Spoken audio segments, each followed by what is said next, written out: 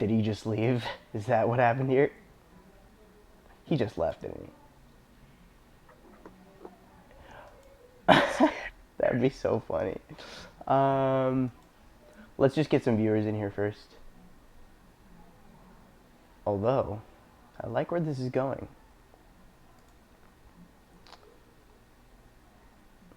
Yep, Stealth just completely ditched the idea of the stream.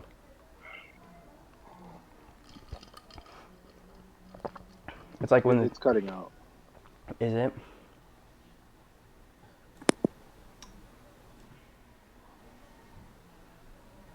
Did he just leave? It feels like when the teacher calls you up for the presentation and you just. Big time. All right, can you guys hear me all right? Let it be a reminder that it is Thanksgiving, so. I mean, there are quite a few people on here. There are like 4 viewers right now. And that, 5. That, ooh. And we are, how's it going? And we are live, Stealthabotte here. He left for some weird reason. And we are live. Well, speak of the daredevil. It was chopping out real bad. I was like, and For whom? For you or? You were cutting out. Warren was the only one who was totally clear. Huh. All right, I'm gonna close Charlie a lot of. occasionally. I'm gonna close out these windows filled with like 100 tabs on Google Chrome. That's probably a cause.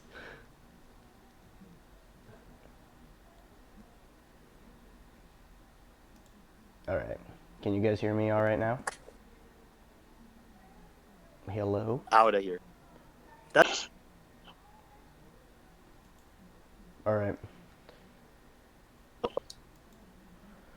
I bet. Still. Stealth Abba. You can get you hide. Copyright claiming my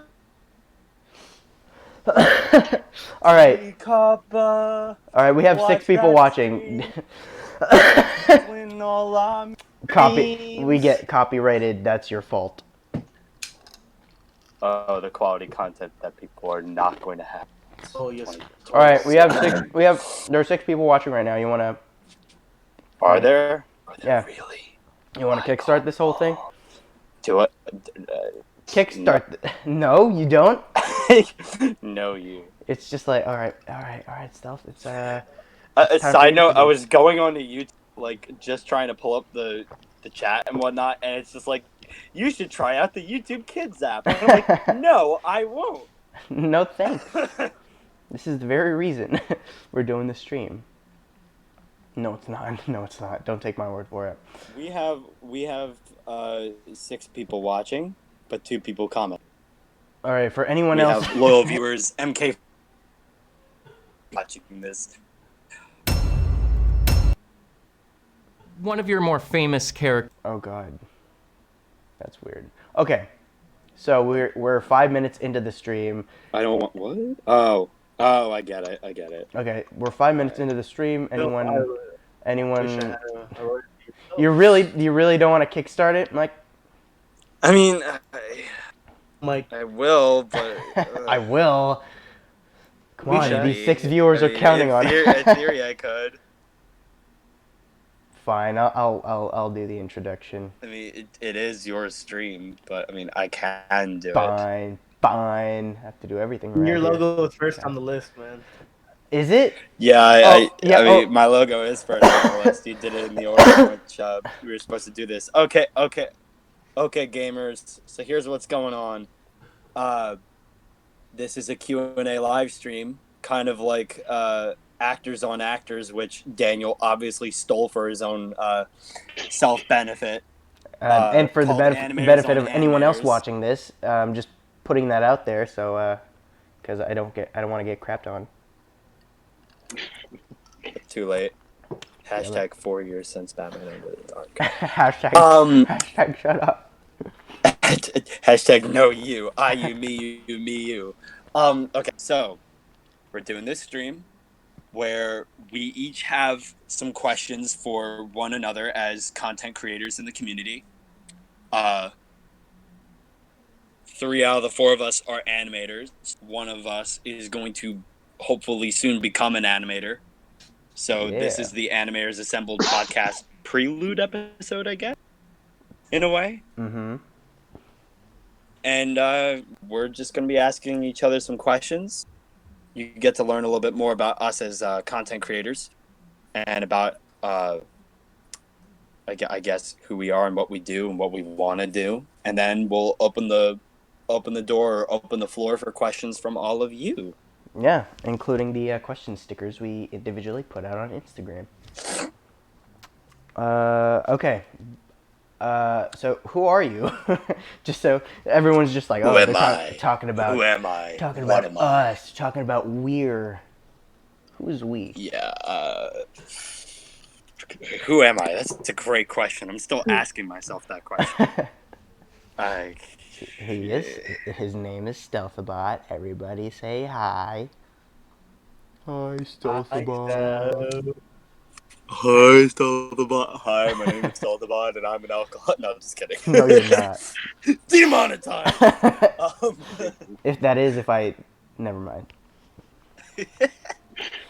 But yeah, hi, my name is Stealthabotte. I am a stop motion animator and live action filmmaker. I'm a voice actor. That's probably what I'm most well known for in the community.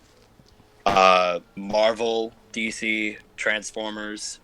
Those are kind of my prominent content areas. I am an avid Daredevil fan. The Netflix iteration of Daredevil is probably one of my favorite things ever. Also a huge fan of Shazam. Zachary Levi Shazam. Mm-hmm.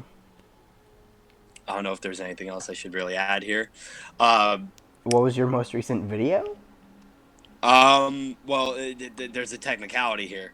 My most recent video was actually an announcement, an extended cut of a video that was actually a collaboration project with this boy, Project422 Films. Hey, shout out. I guess that would be my most recent film, Nomad. Probably one of my greatest achievements in stop motion animation, which I couldn't have done without Daniel. So thank you. Sounds good. But I think that's basically all there is to say The about honors, likewise. All right, Charles, you're up next. Yo, what's going on, guys? ForgottenTactic here. Soon to be stop motion creator. Hey.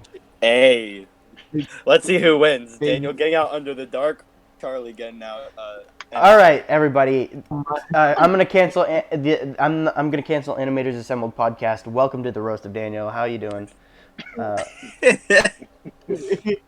It begins. Yeah, as I was saying, you're a photographer, voice actor, writer, and lover of coffee. Hell yeah. Honestly, if it was through Daniel that I met all these nice people and got introduced to the art of stop motion, so hopefully with the help of all these guys, I'll be able to crank out a stop motion before Daniel does his project. So, yeah. I love the lack of specificity. I'm dead. Just this project. This thing. Well, I couldn't have.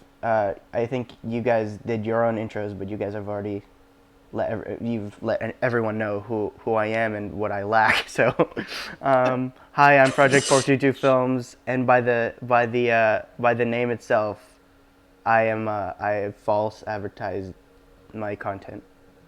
So I do not have 422 films on my channel. I do have 422 projects, but they are far and few between in their individual creation. But you can call me Daniel. Nudge, nudge. War TV. Nudge, nudge. Okay, I was making sure I wasn't stepping on anyone's toes. Keeping it professional. Hey, name's War TV 14. Yeah, it stop is. motion animator. Been doing it for about 6 years now. Uh, Doing a lot more original content rather than doing Spider Man's cool. Let's do something for Far From Home. Working on a lot more original stuff. So hopefully you can see that in the future, and we don't get wiped out by an impending doom. So yeah, just wanted to Well Thanks, put. that. FTC. Thanks, Copa. We Thanks, YouTube. we love you guys. No, we Thank you for don't. allowing us to stay. Um, It helps. yeah. So I guess to for those because for our new viewers coming into the scene, what we're doing is a an animators on animators rip off of actors on actors by Variety. Um, and we're just gonna start asking each other some questions about upcoming projects and upcoming whatever for our channels. Oh, now are we shamelessly self-promoting? Uh, you can at this point. I don't know. I don't know what you want to do. I'm kind of I lost. thought we leave it at the end. We could do that Just at the to end. We could just do not that at the now. end. We could Yeah. discuss. We're low key doing a commercial right now for each of our projects, so do the best you can. But Stealth has got a couple of questions. Yeah, because Daniel thought it would be absolutely hilarious if we did a rando generator on who had to do the questions first, and go fucking figure, I had to go first. Language. Random is not random. Demonetized. Destiny wants you to pull the short straw, so you did. Well, hold up. I'm shamelessly self-promoting the stream, so. All right. Well, I'm gonna fill in the. All right, I got it. All right. Okay. Sorry. There we go. That was It's fast. now up on my story. Cool. So first and foremost, I have questions that I would like. Do I have to go in the order of the logos? I guess. It doesn't matter. You can. I'm gonna go in the order of the logos then. All All right, right. Charlie. Let's do this.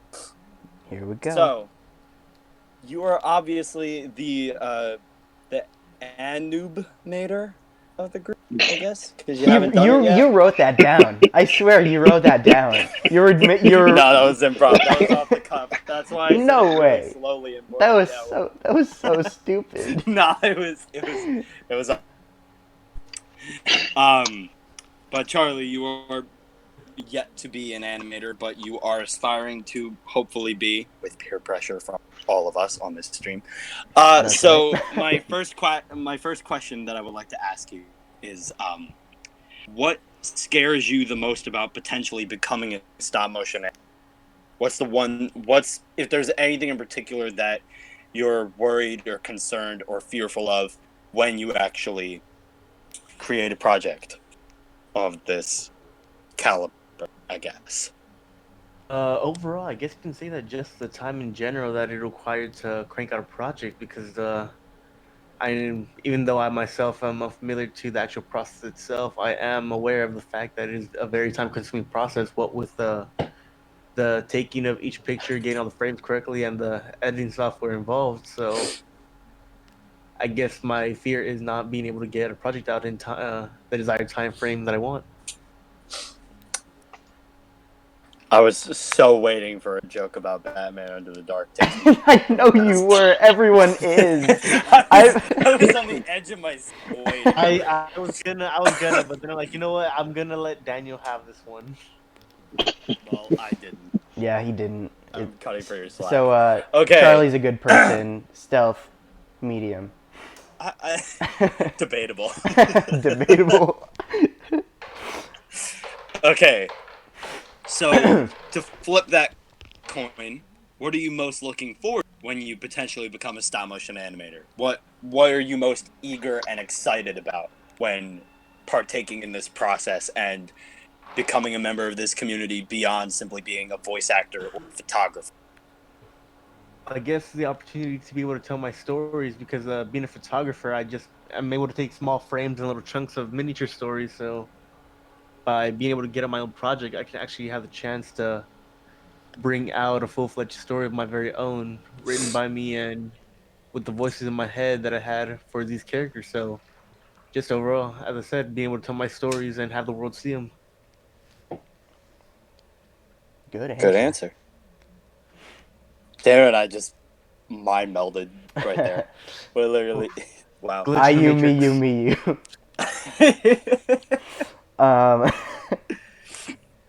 All right, and the last question I'm gonna ask is there anything from your photography process, like anything that you like, a certain style or technique that you utilize in your photo taking process that you hope to potentially emulate in your stop motion process?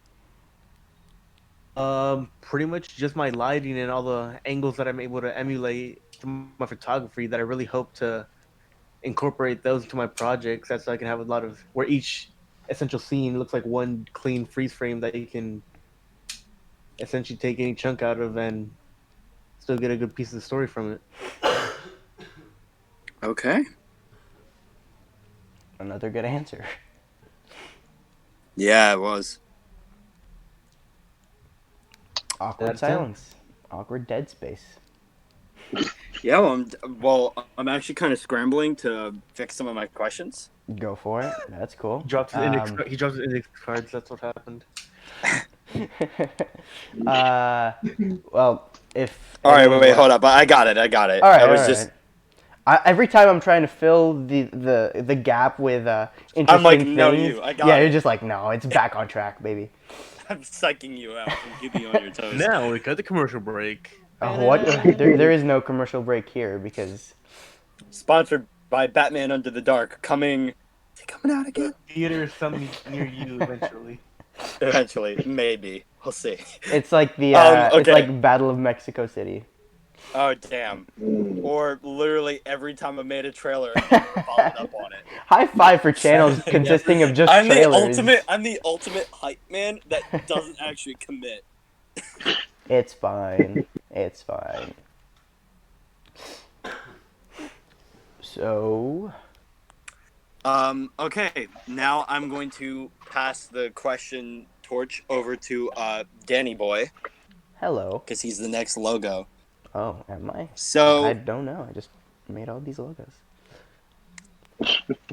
So if you could or had to delegate any part of your production process in making a stop motion to another content creator, this is a 2-tier question, by the way. Ooh. What part of your stop motion process would you delegate and why? And who would you select to delegate that part of the process to and why? Oh no. So the first question, what part and whom? Yeah, what part and whom and why for each. Like explain I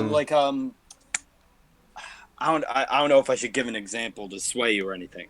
Like my example would be if I had to delegate any part of my production process, I would delegate the editing because I'm not good at it. And Right. who would I delegate it to? Yes, you, because you are good at it. Oh, I appreciate it. So that would be my answer if I had to answer the question.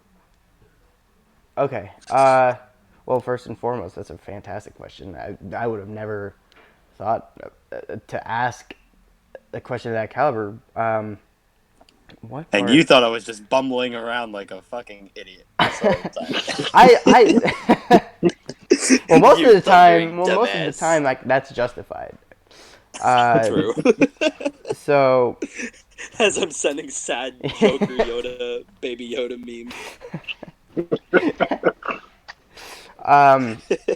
So we can start with, I guess Warren, because Warren's not because he's on the stream. Trust me, if he wasn't here, I would say this. I would say the exact same thing. Warren probably with the animation, because I genuinely think Warren's one of the best, if not the best in my mind, animator in the community, and I would love to see what he does with what's put on paper. It's me. Don't cry. It's okay. Yeah. Is that a fair answer to your So, all right. So, uber wait. What part of the complicated question? production process are you? The eating? filming. The filming. So the animating part. Literally the whole point. The whole point. Let's not forget Animators that Warren has Assembled an is now animation just slave. Animator Assembled. Let's not forget that Warren has an animation slave, so... Ah. Can't forget that. Yeah, it's a two-team Demonetized. operation. Dude, this stream is. I use the demonetization to defeat the demonetization. Monetization. It's canceling out and then re-canceling. You gotta blame Moose for that. Moose, if you're watching Yeah. the stream, this is all your I don't want to fault. animate no more. Yeah, I don't know why he started that. It's horrible. It's a horrible thing to say, but it's still so funny. Like it's very, Right. very funny. All right. So Yeah, So that's question one. that in the escalated bag. quickly. I answered question 1 and question 2. How about I? No. No, that's a two-tier question, but that's still question one. Well, okay. Oh snap! There's more. There's always more. Oh, wait, there's more. Okay. Now that's an So- advertisement. Now, to flip the coin on this question, Okay, Harvey. Then. if you could take over a part of someone else's production process, Easy answer. who would it be? Oh, and who? What part would you oh take God. over? Oh God. It would be like picking out an animator and be like, hey, you suck at this, so let me take over. No. No, it doesn't matter the quality of their work. Okay. It doesn't matter whether they're good or me. Well. that was funny. That was funny. Yeah, that's an easy answer. Stealthabotte and everything. Hey, Warren, guess what? Now I have my own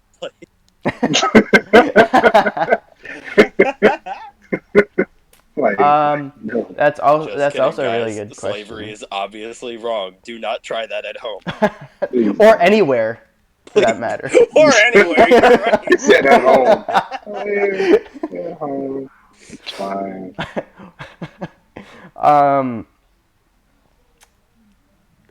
Yeah, that's. Is it cheating if I say Warren again? Because I did. Spoiler alert. I did some writing work for Warren for the Infinity War video, and I had the time of my life. It was a blast, and.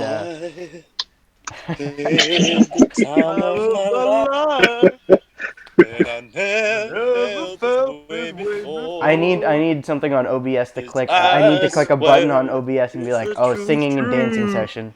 That's. Oh, it all to you.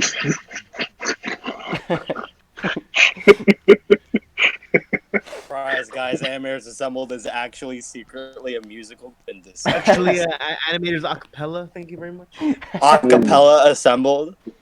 Oh my Acapella gosh. Animators Assembled. Warren Just you immediately wait till we leaves. make an introduction, like an intro for the channel. It's going to Just be me you singing. wait.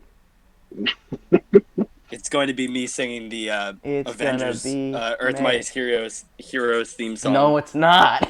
Yes, it is. You can't stop me. No, it's not. Yeah. We discussed this when I You brought can't when I brought stop me. when I brought this idea to the crew. Everyone was excited for it, and then Michael decided it was a good idea to say, hey, I'm gonna sing the Avengers theme, but with my own lyrics. And I was like,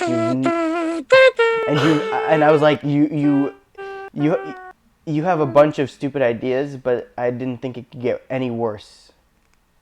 It's like the quote about from Charlie Cox of Daredevil jokingly talking about how Matt Murdock as a character continues to hit rock bottom, and he thinks this is it. This is rock bottom. Oh yeah, viewers, it is Stealthabotte after all, so he has to make a Daredevil reference. Oh yes, it's Stealthabotte. So obviously he has to hit more. And more Obviously. Obviously. Well, I'm just refreshing the comments, waiting to see when we're getting did I more. did I answer that We still have question? 5 viewers and only 2 comments. Did I answer that Just question saying. properly? You did. You Okay, said writing and Warren. performance. So yeah. Do I have to say why? I mean, you kind of already explained it. You said that you had the time of your life. So All right, right. It led to a whole musical. yeah, it was pretty great. A number. It was pretty great. So yeah. All right. Last question for you. Oh. And this is a doozy. Oh, I know you told me. Over the course of the 4 years and counting that Oh my God. it's taken you to Oh develop God. Under the Dark, Oh no. what are the things that have changed the most about the project? And Oh. what are the things that have remained the most consistent about the project? Oh. Well, I can't speak for myself because I feel like there are a lot of things aren't that you are speaking for constantly yourself? Isn't that the whole point? fine. There are things constantly changing, but I do feel like the writing process has differed a lot. Although the substance hasn't really changed. It's still very much my voice. Yet because of Forgotten Tactics input, I have had to I've opened my eyes to several possibilities for the writing process. And yeah, hey Moose, we were just talking about you. But yeah, what has that I guess that's what's been consistent, the substance of the writing, and the idea is still there. The plot. I'm not changing that anytime soon. But the least inconsistent would be what? The least consistent, you mean? Least inconsistent? Yeah, you get it. Yeah, I'm just clarifying for the people in the back. You know what I meant. Do I? Yes. Okay. The least consistent has been just the amount of time I've been able to put into it, because, as you prefaced, 4 years. I was going to say the release date has probably been the most inconsistent. Well, there was never a release date to begin with. I've been playing it cool and be like, hey guys, it's coming soon. It's coming soon. But when it was first announced, I was like 2016 for sure. 2016. But yeah, that's been the most inconsistent because I travel a lot and I'm not always I don't always have a hands-on operation on the animations. I also have like, again, in 2016, 2017, I lost a huge chunk of the progress I made in the writing phase of things, and then 2018, I just dropped everything I did, focused on the projects that I really wanted to get out, i.e. Captain America Episode 3, and right now I'm all hands on deck on Batman Under the Dark. Like, there is nothing I am focusing more on because I just want to get this thing out. Yeah. Amongst other let me reasons. just... I don't want to get roasted anymore. I was going to say, well, I wasn't going to... actually going to say something really cool that you were doing. Oh. Something that no animator has done in the community before, which, again, I truly applaud you for it. Oh. But for viewers of the stream who may or may not know, Daniel is creating I believe the first stop motion animation ARG type YouTube video experience as a precursor to Batman Under the Dark. It's this basic game of like hunting through pieces of evidence for a character that's in the context of the world, where players have to interact with this character in the story and have to help this character figure out the truth surrounding Batman, Dent, and Joker. Whew. It's a really cool concept. I unfortunately I got kicked out of the game for some reason that he won't tell me why. But it's a really cool process. It's a really cool thing. And Prizes involved. yeah, there are prizes. Like, there are gift cards, apparently, which I'm not eligible for because he kicked me out. But yeah, so that's really cool, and I wanted to commend him on that because that's also been taking up his time and has also been slowing down, I imagine, slowing down the process of actually making the episode. So bear with him. We're joking around a lot about the release date, but bear with him. He truly cares and is doing the best that he can to make it possible. But yeah, shout out for that. It's really cool. Best of luck with it. Well, the way you described the ARG is so much more simpler. It is so much more simpler said out loud than it is in the process of actually making it. Oh yeah, it's knowing Daniel and how complicated everything. Like this freaking roundtable itself. Like, it's going to be asking approximate questions. So. But it's okay. Hopefully players will. I won't be one of them. So have fun on my behalf. I will vicariously live through you. Yeah. All right, moving on to War TV. Woo! So, hey. So. Oh, he's here? No way. Yeah. We got the War TV. He actually puts the up with War bullshit. TV. No, the one who just man. The animator who just breached 13. The animator who just breached 13,000 subscribers. Yeah, he just breached 13. Hey. Thank you. It means a lot. Congrats, buddy. Just looking at 12.9 over and over and over. It gets to hit a nice round number, just like 13. Out there, it's finished. It's done. Next. It's pretty cool. Yeah. So, thanks. Yeah, that's an awesome achievement. Congrats, bud. To celebrate, I'm giving you the exact same questions. Because he is a creative person. Clearly. I am very creative. Okay. So hopefully Daniel's answers kind of emotionally prepped you for your own answer. So the first question is if you could or had to delegate any part of your production process for stop motion animation to another creator in the community, what part would you delegate and why? And who would you delegate that to and why? All right.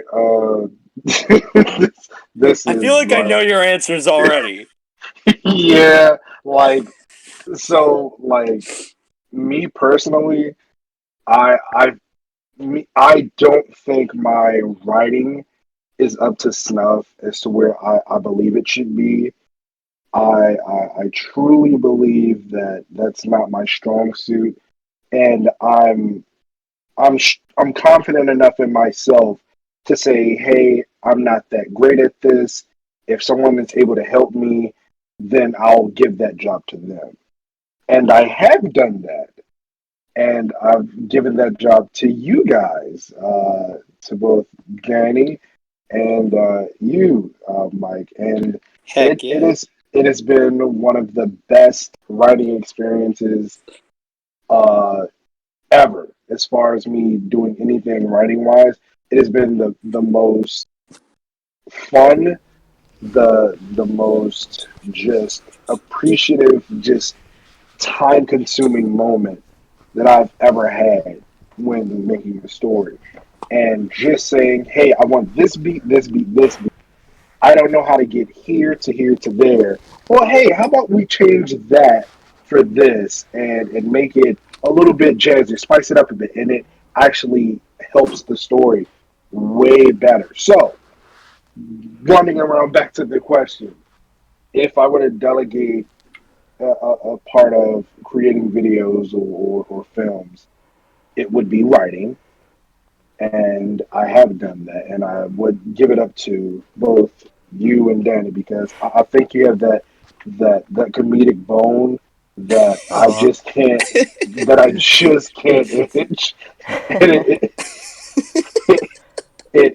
it almost kills me every time when we're joking and hanging out. So I need that aspect in the Oh in the yeah, we game as regret far none of as it, by the way. Yeah, for context, I'm the funny one. Daniel's the one who does most of the writing. I came up with one really good idea, I think, but Daniel's really In short, the quality script writer. I the productive nature is in my blood, and stealth is just not a professional. Oh wow, no, I wouldn't say that. I wouldn't say that. I would have said like that Daniel takes his job almost too seriously, maybe, Way and too I don't take seriously. it seriously enough, maybe. But Potentially, that's a good way. That's a when way we of put putting our it. heads together, we tend to put some really creative ideas to Like Nomad out screen. now. Like oh my Nomad, god, extended yeah, cut coming soon. go Hopefully, watch it. maybe we'll see. Um, Shameless plug. Absolutely shameless plug. yeah, kind of. I mean, you started that, but truly, like Warren, I love your animation and your editing and stuff, and it's been a privilege to be able to voice act and write for you. Even though I came up with one good idea and Daniel did most of the writing. Yeah. Are we allowed to say what your original idea was? For Nomad? No, No, no, no. no. Or No. I'm for saving that. I'm saving that for the behind the scenes. Okay, I'm doing okay, a we won't full say it. vlog about that. Ooh. So we can. All I will tell the audience is that it was funny. It, It was really like funny. really funny. Like Oh, it's like It was a really funny idea. Like it would have been cool if we saw it, but it was like more on funny than paper like is what makes it funny. Like seeing it in words just makes it really funny. And then to conceive that and say, "What? All right, yes." Boy, that ain't it, Chief. But that just ain't that it, ain't it, Chief. Chief. Um okay. So flipping Absolutely that not. coin, which I've been doing for all of these questions. How many coins do you Now, have? I thought you were broke. dude, look, I like to pay. I like to pay my my businesses with like. I'm that kind of person who doesn't like change and doesn't like all Spare the coins change. jingling in the pocket, but I Yeah. end up getting stuck with it anyway. Pet So I pay peeve. with like a 20 and I get all this change back. So I got a lot of coins. Nice, Um, nice. but yeah, so flipping it on its head, if you could take over a part of someone else's production process, There we go. what part of the production process would it be? And And why? whose production process would it be? That's a good question. that's a really good one. Uh, This is this is the second time I've heard it, and it's still just as good.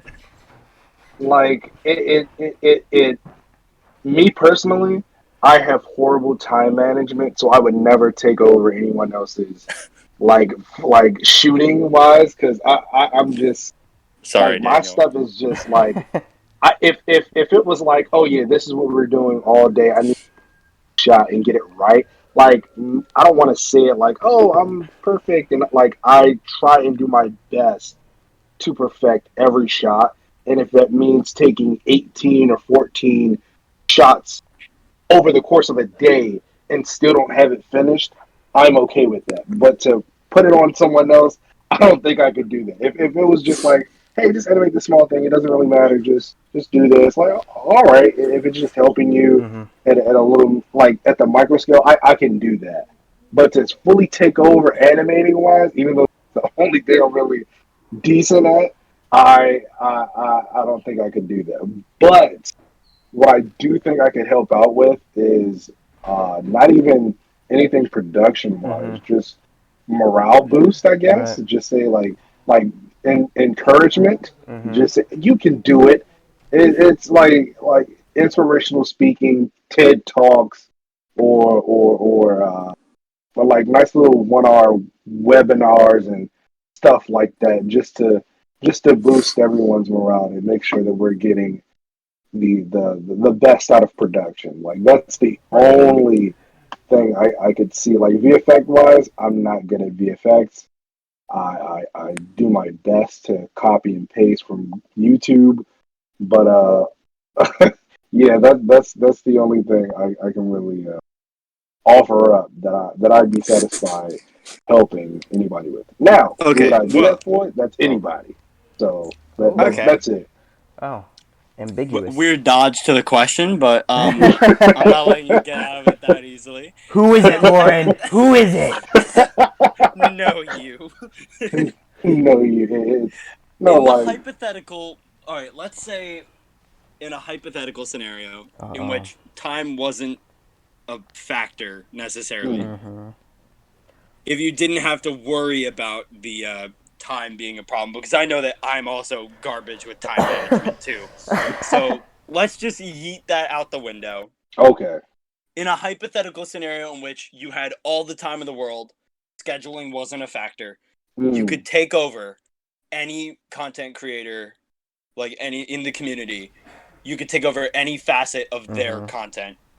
Who would it be, and what part of their content would it be? There you go. There's no Time dodging isn't that. a problem.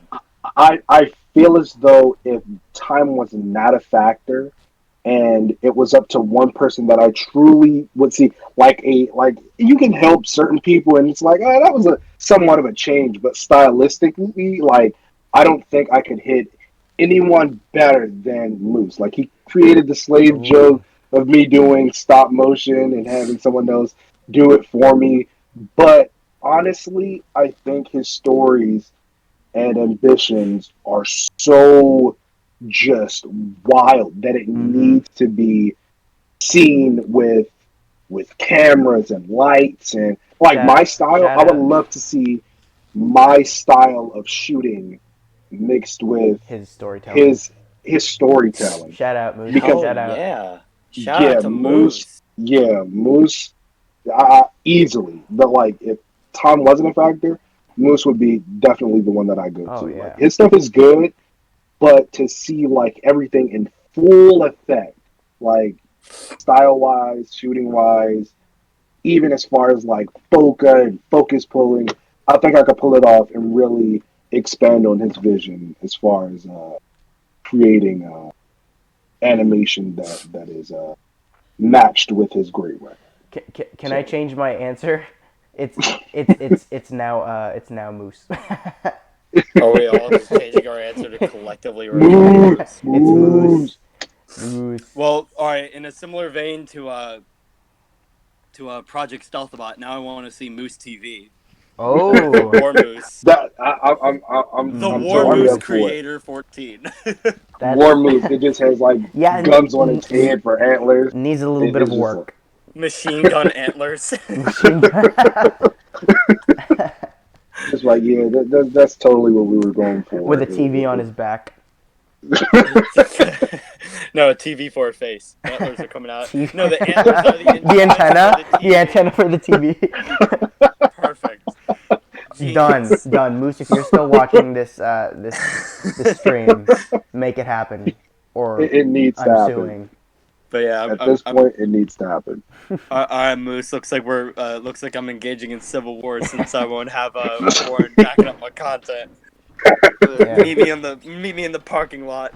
3 p.m. sharp. We're going fisticuffs. Contract signing. Kidding. I love you, Moose. I could never.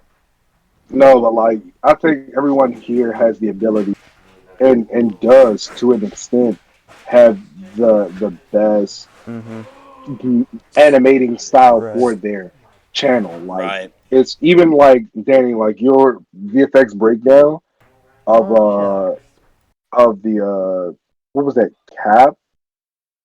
What was that? Episode 2 or 3? Episode 3. Episode 3, part 1. And the Nomad video. Yeah, like those breakdowns are crazy, and to see like you're focusing and have the hindsight to say, okay, this is going to be a green screen shot. Let me make sure this is right. He's not too close to the green screen, so you get shadows and you can't key it out, and like stuff like that. And then Mike, I love like the Nomad. What is no stop? What is no. Seriously. The Nomad, like I know both of you guys on that video, and you both just as strongly as you possibly could animate, but I like how you animated on 2s mainly and then switched to 1s for like contact or something like that, like a kick. Like he's clearly walking and shot on twos, and then like for a kick or a punch, it's shot on ones, and it just goes from just up into the Spider-Verse. Perfect example. How you can clearly tell it has that choppiness to it, Mm-hmm. but then that's when it gets buttery smooth for like Right. a complicated shot. So that's where I got to give you your props, man. That Oh yeah, like that's I watch awesome. the video at least once every couple months. Like I just watched it. When was that? Thursday? Wow, big Last Thursday. fan. Like last Thursday. Last Thursday I just watched it. So you're the reason why it's hit almost 1,000 views. Yeah, you can Yeah, hear It's thousands currently of I've sitting viewers. watched at it a couple times. 963 views. Yeah, like yeah, it's and then Charlie, you gotta go ahead and get ready to Nudge, get nudge. Stop Motion Studio or something. I actually nudged to myself, not knowing that you can't see it, but I did the motion, so it counts still. Yeah. No, but yeah, like When War seeing what you TV guys says can it, pull off. you do it. It has to be done. There, You gotta commit. All there's no right. try, Commit. Well, only do. with that said, my questions took nearly an hour's worth to go Really? through. Yeah, because I think we started streaming about 47 minutes ago, according to YouTube. So I'm out of questions. Now I'm passing the torch over to our boy Charlie, the new Master 69. The unforgotten tactic. The not gone and not forgotten tactic. Is he? Are you sure he's not gone? I haven't heard from him in a while. Did he fall asleep? Charles. Charles, come on. Charles. Charles. Excuse me. You can't stop this, Charles. Charles. Charles. Charles. You always give a speech. Anybody know CPR? Nobody cares. This is really awkward, Charlie. Come on, Charlie. You're embarrassing me in front of the wizards. Charlie. You're embarrassing me. You're embarrassing me. You're embarrassing me. I You're thought you were embarrassing gonna him do in front a. of the Warren. I thought you were gonna do a Daredevil reference. I did. Oh, right. Like I thought you were gonna go 101%. What do you mean, 101%? How is he supposed to do that? I don't have access to a car door. Nor am I going to travel all the way to Texas. Des and Troy. Des and Troy. Yeah, I think he's down for the count. God damn it, Charlie. Every time, dude. Every time. It's only I 11:21. know, and it's not where he is. It's 10:21. 10. Charles, Charlie, wake up. something happened. Oh gosh. All right, let's get back to this chat. Let's get back to the people in this chat. All right. In the He's in meantime, group, we're too. answering your questions because Charlie's in. He's in a. He's in a state. Can't of, say that. No, I'm just saying. That's the verb.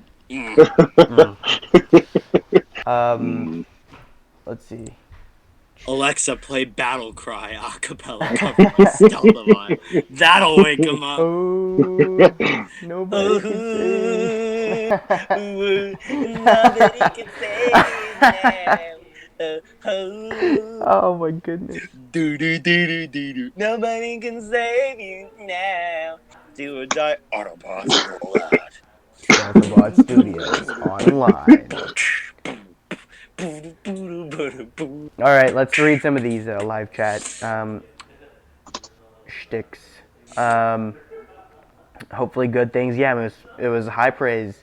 We were just talking about how how you revealed to the world that War TV had a slave. Yeah, it was iconic. MK former Win. I don't know. I always mix that up. Is it Win or W1N? It freaks me out. But it's Win. Pretty sure it's Win. That's talking about the ARG. Said it was a fun game, or it is a fun ongoing game, and he potentially spoiled an upcoming role he's got. So trouble. In case you missed it, Daniel's casting a couple of people to play characters in the ARG that I got kicked out of. He also never contacted me about it, voice acting. I mean, still up for grabs. I forgot I about the feel prizes, cheated. and you will continue to feel as much. I forgot about the prizes. I'm just glad we've made a little community out of it. I'm just as glad as you are, maybe even, well, obviously more so because I feel honored every time people play along and people, like, especially when Warren sent out the word. I was just, people started to flood and be like, hey, I want to be part of it, and it means a lot to me. Um, Happy For me, Thanksgiving. All right, we forgot to. Happy Thanksgiving, everybody. Although it's almost Yeah. midnight happy where I thing. am. Yeah, ditto. Uh, I mean, it doesn't feel like Thanksgiving for me because I didn't celebrate today. yeah, Mm. it's a long story, Yeah, just a bit. but yeah, Happy Thanksgiving, folks. Um, so let's nudge him again. Charles, are you awake, buddy? Child. Charles, Oh, Moose is here? Moose has been here Yeah, a Moose is while. here. Yeah, I haven't seen anything. All right. Like, I haven't been on the chat. All right, so he's awake. He's awake. He'll be back in a Is he minute. awake? He had Oh, to burp. all right. Did he message you or? Yeah, I Ah, reached out. all right, all right, all right. So I guess. In the meantime, we'll just skip over him All right. in the question Oh, round. I love it. I'm totally I'm prepared gonna for this, pass the and torch over to my Project Stealthabotte partner, Project422 Films. yeah, It's your turn to ask the hard-hitting questions. the hard-hitting questions. Well, I'm no Moose the Creator, but I'm gonna try my best to Yeah. answer. Side note, Moose, if you're still watching, when the hell am I getting an interview? Just throw Pretty him sure for you that interviewed interview. all of us, but me. I want to Yeah. be interviewed. No, just kidding. I mean, of course, I would love to be interviewed. Um, But yeah. so my first question is for Stealthabotte, whom Oh boy. is my collaborator. If you had no idea yet, um, in fact, I consider everyone on this call and in this stream to be my collaborator because just look at their shining profile pics. So at one point or another, I've collaborated with these folks. So my first question would be, God, I'm a terrible interviewer. Clearly, I was prepared. I clearly had something written down. No, I didn't. So off the cuff. You were the one who came up with the I whole know. thing, too. I was setting up the stream, Really? and that's a lot of pressure. So I'm gonna go cry in the corner for 5 minutes. No, my first question is because you have made this sudden return, and it like this is a big deal because ever since you got back, you won 2 stop motion contests. Bravo! I think Not that that's really the point of my comeback, but I am grateful. I mean, I'm just measuring the scale that has and the standard that has been risen because of your comeback. Like when you left, it was such a it was a bit of a train wreck, that scenario, because number one, you left, and number two, you're just My content was a train wreck, not the point I was getting at, but good point. but true. But true. So what's next? Is like I feel like we've peaked not only in our collaboration but also just in a matter of like your content. Batson v Danvers. Clearly, I played some part in, but not really. Like you were holding the steering wheel of that car and eventually made it to the finish line. Same can be said for Dex Returns. I had no part in, and I feel like that would have been. I don't know. Everything you put out is just peak Stealthabotte. So what's next? Well, what's next? See, first and foremost, I had more plans for Nomad. Specifically, for people who did not know, the Nomad film that is currently on YouTube is not the complete cut. Ooh. We were pressed for time, and we didn't actually get to include all the footage and stuff. There was a little bit more to it. Mm-hmm. And I've been working on building upon and sitting on the extended cut of Nomad that I hope to eventually release. I also hope in tandem with that release to release a music video type project, since that was one of my favorite Heck yeah. projects in the past. For people who don't know, I am a theater actor, a singer, and Yeah. that's been a big part of my life. And I mean, I was singing on this stream already, so that's a Nobody can big part of my save life. you now. Yeah. Also, I had the time of my life. So, I mean, singing has been a big part of my life, and It ought to be a big part of your Nomad. craft. The part of the inspiration of Nomad was actually, it was going to be, before I even settled on Nomad as a project, it was going to be a Ronin stop motion. Because Jeremy Renner, right? Because I was inspired by Jeremy Renner's new music that came out, regardless of the whole controversies and whatnot surrounding him right now. I was very inspired by. We love you, Jeremy Renner. I mean, I'm not gonna dive into those whole controversies. Regardless of that, I still love Jeremy Renner as an actor and as a singer. I love his work. I can distinguish between the two. Mm-hmm. Love So, the craft, not the crafter. So I was inspired by a soundtrack to create some kind of project, and when I couldn't secure the 2-pack with the Jeremy Renner face in time to make the Ronin project I wanted to make, I settled on making a Nomad stop motion instead. So I didn't, because of the restraints in order to get that project done to meet the contest deadline, we didn't get to finish the full scope of the film. There was actually even more to it than what the final film even turned out to be. There was a Black Widow segment. There was a Falcon segment to that film. Mm-hmm. Which, I'm really excited about, because that is what I hope to continue on in the future with the release of Black Widow's film coming out, with Falcon and the Winter Soldier coming out next year. Those are a couple of projects that I hope to maybe tackle next year. On top of eventually getting to the extended release of Nomad and getting to the point of the singing part, a Nomad parody music video based on footage from the film. I made a song parody of Nomad, and because I love the Dear Evac Hansen video I did so much, I wanted to do something like that with Nomad, because again, Jeremy Renner's music was the inspiration for the project. So I wanted to tap into that as part of the creative process. So Nomad's music video, Nomad the extended cut, we still got to do that audio commentary. Falcon video, a commentary on that project. Also Bats and V Danvers, the actual film, because unlike Mind Games, Battle of Mexico City, and a bunch of other trailers, I really had a script and a story in mind. I have made investments actually fleshing out that project. I didn't pay $10 just to get a brick of a Freddy figure to make him go to nothing. So to run it down one more time, Nomad the extended cut, Nomad the music video, Nomad the audio commentary, Black Widow segment of that film, Falcon segment of that film, Bats and V Danvers the actual film, and hopefully more in the future. I hope to do more with Project Stealthabotte as well as Stealthabotte, the channel, despite Copa. Copa has concerned me. I haven't really addressed it yet. I will be addressing it at one point or another.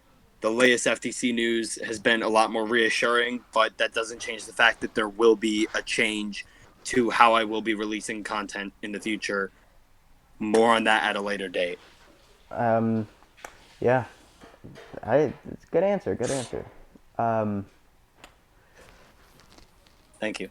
Well, is Charlie back? Has he returned? Did I hear I don't know if he's back yet. a giggle? Is that you, Charles? No, Charles is not back, clearly. Well, okay, so I guess for my second question, is I know this is a collaboration between Project422 Films and Stealthabotte, but if you can name anyone else outside of this roundtable to be in a collaboration with, outside of this roundtable, yeah, who would I it would have be? said Warren or Charlie. Exactly. I didn't want to make it that easy. No. Well, I will say. For You the can't say record, moose. I mean, You can't say moose. God, no! Why? um, okay. Before I actually answer the question, I did want to address the people in the round. Obviously, Warren and I have had some really cool collaboration work thus far, and I'm really looking forward to more stuff on the way. I'm Spider-Man. I'm Spider-Man. And obviously the Daredevil and a Bird Box and all that good stuff. But with Charlie, I wanted to talk about this since technically he's not a creator yet, but both Charlie and I had really cool ideas for how Daredevil and the Netflix characters would be affected by our versions of this. But Charlie specifically had this really cool concept for a stop motion series involving the Defenders and how they reacted to the Avengers being snapped out and that whole situation. And that's a project that I really hope to back. He and I were talking about different ideas. We were scripting some of the elements. So that's something that I'm really excited to collaborate on. Hopefully that comes out in the near future. So that's one thing. With Warren, Thanos. It's coming, folks. It's coming. That's what's coming right. Like not even a day. No, I'm Doctor Save Be Save. Maybe 2 days after I finish. Defender stop motion. That's like not coming out yet. The Thanos video is coming out tomorrow. No, just kidding. That's what Warren's working on right now. But yeah, in all seriousness, regarding other content creators that I've wanted to collaborate with beyond this circle, 2 of them are in the chat right now. I've had the privilege of collaborating with them for more them.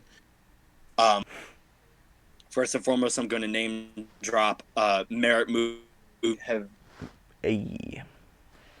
Back when we were both Transformers stop motion animators. And Merritt, honest to God, one of the coolest content creators. It's been an absolute privilege seeing him grow from filming on an Android phone, phone, not film. I can think. It's been awesome seeing him grow from working on an Android phone and stop motion studio is his only editing platform to being a masterclass editor on a hit film. He has taught me some of the stuff that I know as a hit film editor. Hit film, the editing software, obviously not hit films because we haven't made it that far yet. But I look forward to collaborating with him more on content as a voice actor and maybe as a writer and other stuff. We had a Lego Avengers project that was helping him write way back when. That was a lot of fun. I don't know what I could help him write in the future, but I would look forward to working with him again. At the same time, MK former Win or W on N. He has this awesome universe coming out called the Marvel Reversion universe, in a sense. And he's doing something really innovative where he's trying to bring in other content creators to help flesh out elements of his universe, working on installments that are connected to his universe.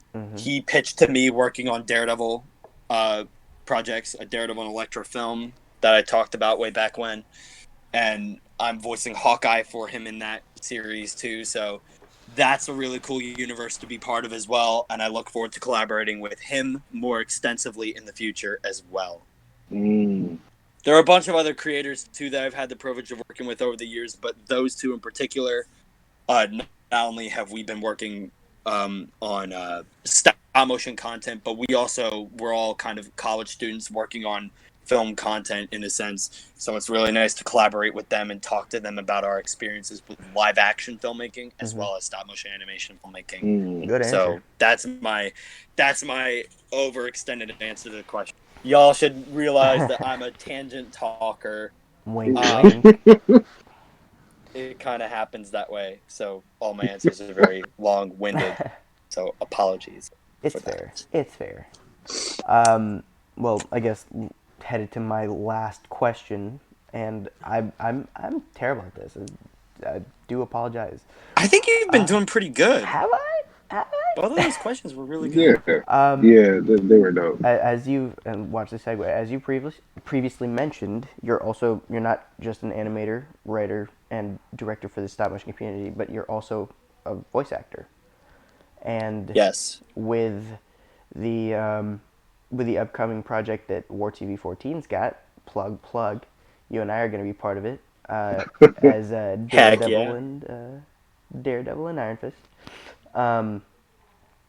What Whoa. like in terms of voice acting, because it's very much a solo gig, but you see those movies where they have actors in one room together. What other voice actor in this community would you want to have that banter with when doing your voice acting, and would that assist you in man. and would that assist you in Oh, doing no. in acting a scene out, like in that That's professional so scenario? tough. Like, also, That's so tough.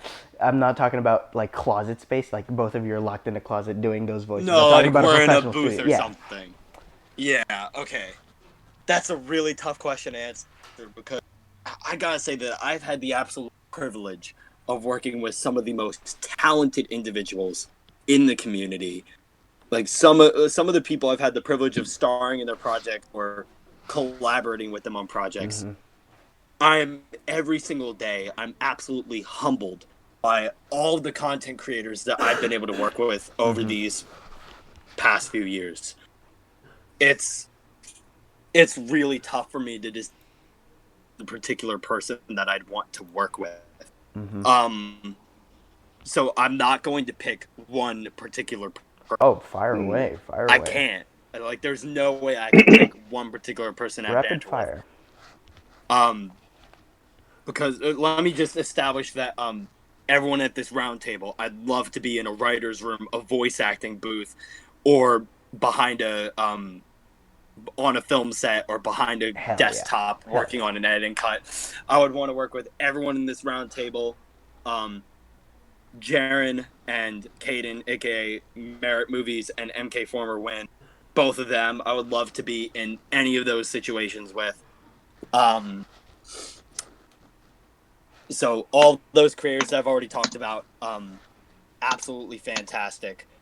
But if I were to bring one particular voice actor from a voice acting standpoint that I've had the privilege of working with, that I would want to be in the same room with, I'm already going to mention the fact that I've had the privilege of quite literally working in the same room with Deanna Star 7 because she's my sister as a voice actress. I got her into the voice acting space, and she's helped me in the same way, like with my own YouTube brand and stuff. She introduced me to both Skyflake VA Woo. and also I forget the order, the numbers of her channel, of not her channel, but her Smeal. Both of them as voice actors are absolutely fantastic and stellar, and have had the privilege of talking to them over calls and whatnot. They're both really fun and great people to work with. I would love to be in a room with Deanna, Skyflake, and Elsa, as well as all the creators I've already mentioned. Especially Skyflake, because he's played a bunch of people for me. Nomad. He was Nomad, Steve Rogers. He also he played he's played Cap. I also hope to have him play Thor. He's also playing Foggy in Dex Return. He's also played Foggy. That's who Foggy. He played Foggy, and he brought so much love to that role. Such a comedic bit part, but he really made it fun and exciting. Cap, I love his work as Cap. His auditions for Thor, he was voicing Cap for me, and some of his auditions of joking around sound like Thor, and his actual attempts to play Thor are even better than his joking around. So, getting the privilege to work with him in that kind of space, I feel like he and I would have a great banter voice acting. And Elsa 1323, she played Karen, she played Captain Marvel. She's a stellar voice actress and musician.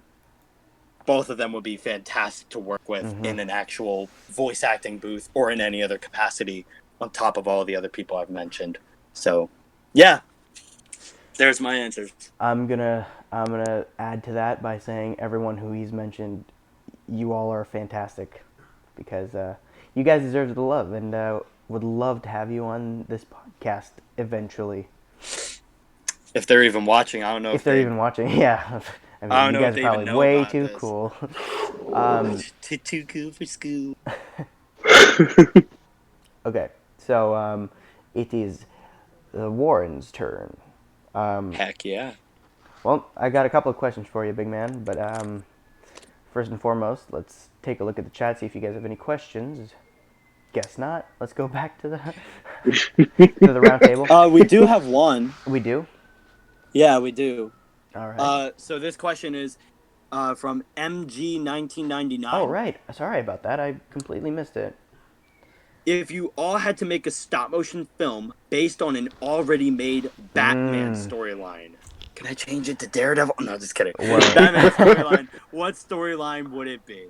Well, I'm going to be the obvious one to answer first, and I'm not racing to anything here, but I think it's pretty obvious that I am already doing said question into motion, because I am making a stop motion series, in fact, based on an already made Batman storyline. And that storyline is based in the Dark Knight trilogy, minus the Dark Knight Rises. It's a little project. I'm not sure if you've heard of it. It's only been in production forever. It's called Ant-Man Irredeemable. It's called Ant-Man Irredeemable. And the story essentially is Thor is on a journey of self-discovery. We just did one of those memes where it's like the Lord of the Rings, yeah, Harry exactly. Potter, X-Men. Or that reporter on the news. I've always loved Superman. Remember the quote? With great power comes great responsibility. But yeah, I'm already doing a Batman storyline based in the Dark Knight universe. It's called Batman Under the Dark. Yeah, so I already answered that one. So.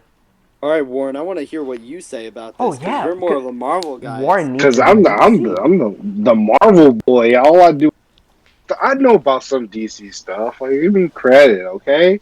No, but seriously though, Warren's watching Watchmen. Yeah, I really am. It's really I really enjoy it. But like one arc that I like but don't think I could ever really touch is a Death in the Family. Ooh. But if I had like the resources, if I had the resources to do it and everything, I would do a Death in the Family. Brilliant. But something that I think that it's easier for me to do. It's not really a Batman storyline, but it's Batman heavily in it. Is the Injustice story like the doing those? I totally see you doing Injustice. Warren, Yeah, Warren, I would definitely attack that. Guys, Thanos and What If Defenders is canceled. Team's now working on the Death in the Family and Injustice. Damn, that's really cool. That's amazing. Yeah, those are two that I would definitely, as far as like making any type of like project, I would definitely do those. Mm-hmm. Before I say what storyline I would do, because I've actually been pretty open about what storyline I would want to tackle, I would want to say that I would love to see a collaboration between the three of us, but mostly you and Daniel, tackling the Killing Joke. Oh wow. Daniel's writing and ability to adapt from source material, and your shot composition and lighting and set design. Oh my god, that would be Project. I might have to slide. I might have to. We have contracts to sign.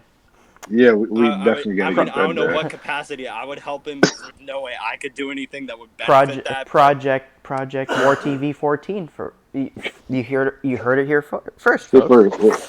But yeah, collab I would night. kill to see a Killing Joke storyline from both of you, because I feel like we haven't gotten. I mean, the animated adaptation was not great, so it would be nice to see another go at it in a different animation style that doesn't look choppy. And also doesn't, defile the character of Barbara Gordon.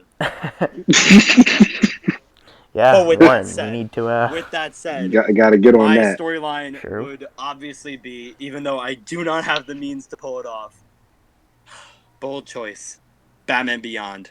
I love watching the Batman Beyond cartoons. I didn't You grow win. up with it. I discovered it much later in life as I was exploring Daredevil and the Dark Knight trilogy and all these other incarnations of the character. I would love to adapt Batman Beyond because Terry McGinnis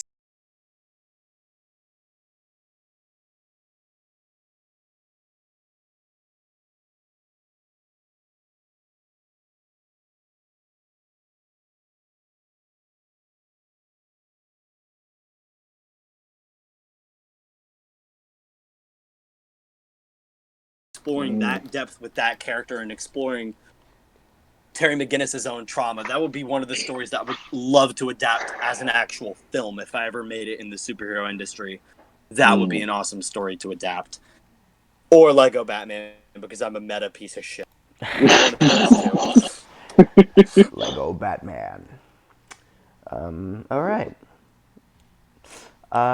So there are no more questions in chat. I'm gonna give the Instagram sticker a quick scan. I'll give mine a quick scan, but if not, proceed to answer questions or give questions to Warren. No one's answered mine, so. All right. Well, my first question for Warren. So, congrats on 13K, bro. It has been. I'm gonna hop on a soapbox real quick because I don't think Ward TV gets enough praise. I think this guy is one of the most talented animators in the community. I think in my heart, he is the most talented in the community. He's humble. He's got the skill set. He's got an amazing personality. So if you aren't yet subscribed, check out War TV 14. Link in the description below because he is an astonishing human being. I second that. Thank you. And so yeah, congrats on 13K. It's Thanks, man. For me, it's no surprise because you deserve all the support in the world. But Thank you. Ever since, like, I feel like your earlier videos didn't get the traction that your current videos are. So, in terms of making those the content that you're making and the substance in them, what do you think has been the most rewarding video that you've worked on that you feel like has that balance between it got audience retention and it also I'm very proud of it. So what video would that be? Oh man, like a lot of the trailer stuff, I appreciate it. It definitely helps out the channel. But as far as like narrative and story that I see, like, okay, this deserved these views, or I genuinely feel as though this was worth it and worth my time, is Infinity War Part 1A.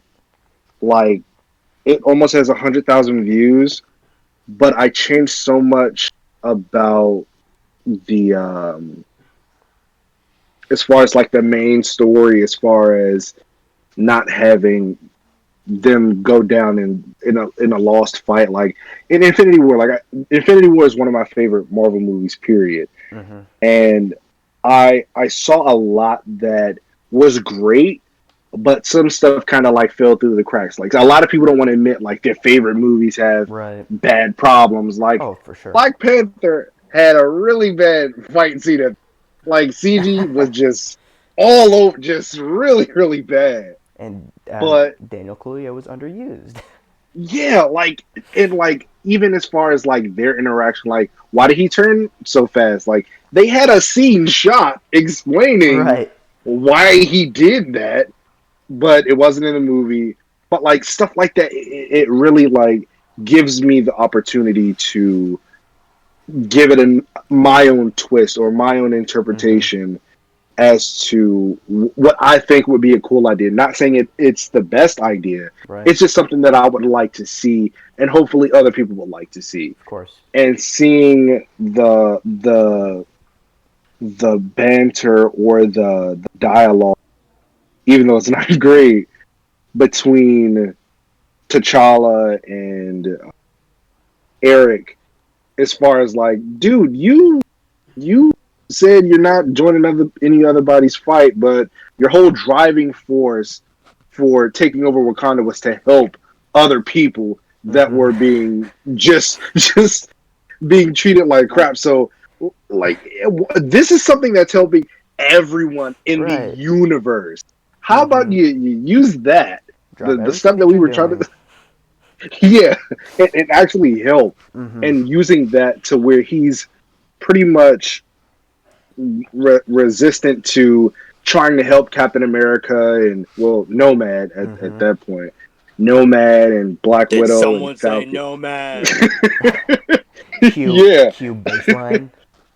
yeah, it's just charging in the background, Mm-hmm. just slowly building up.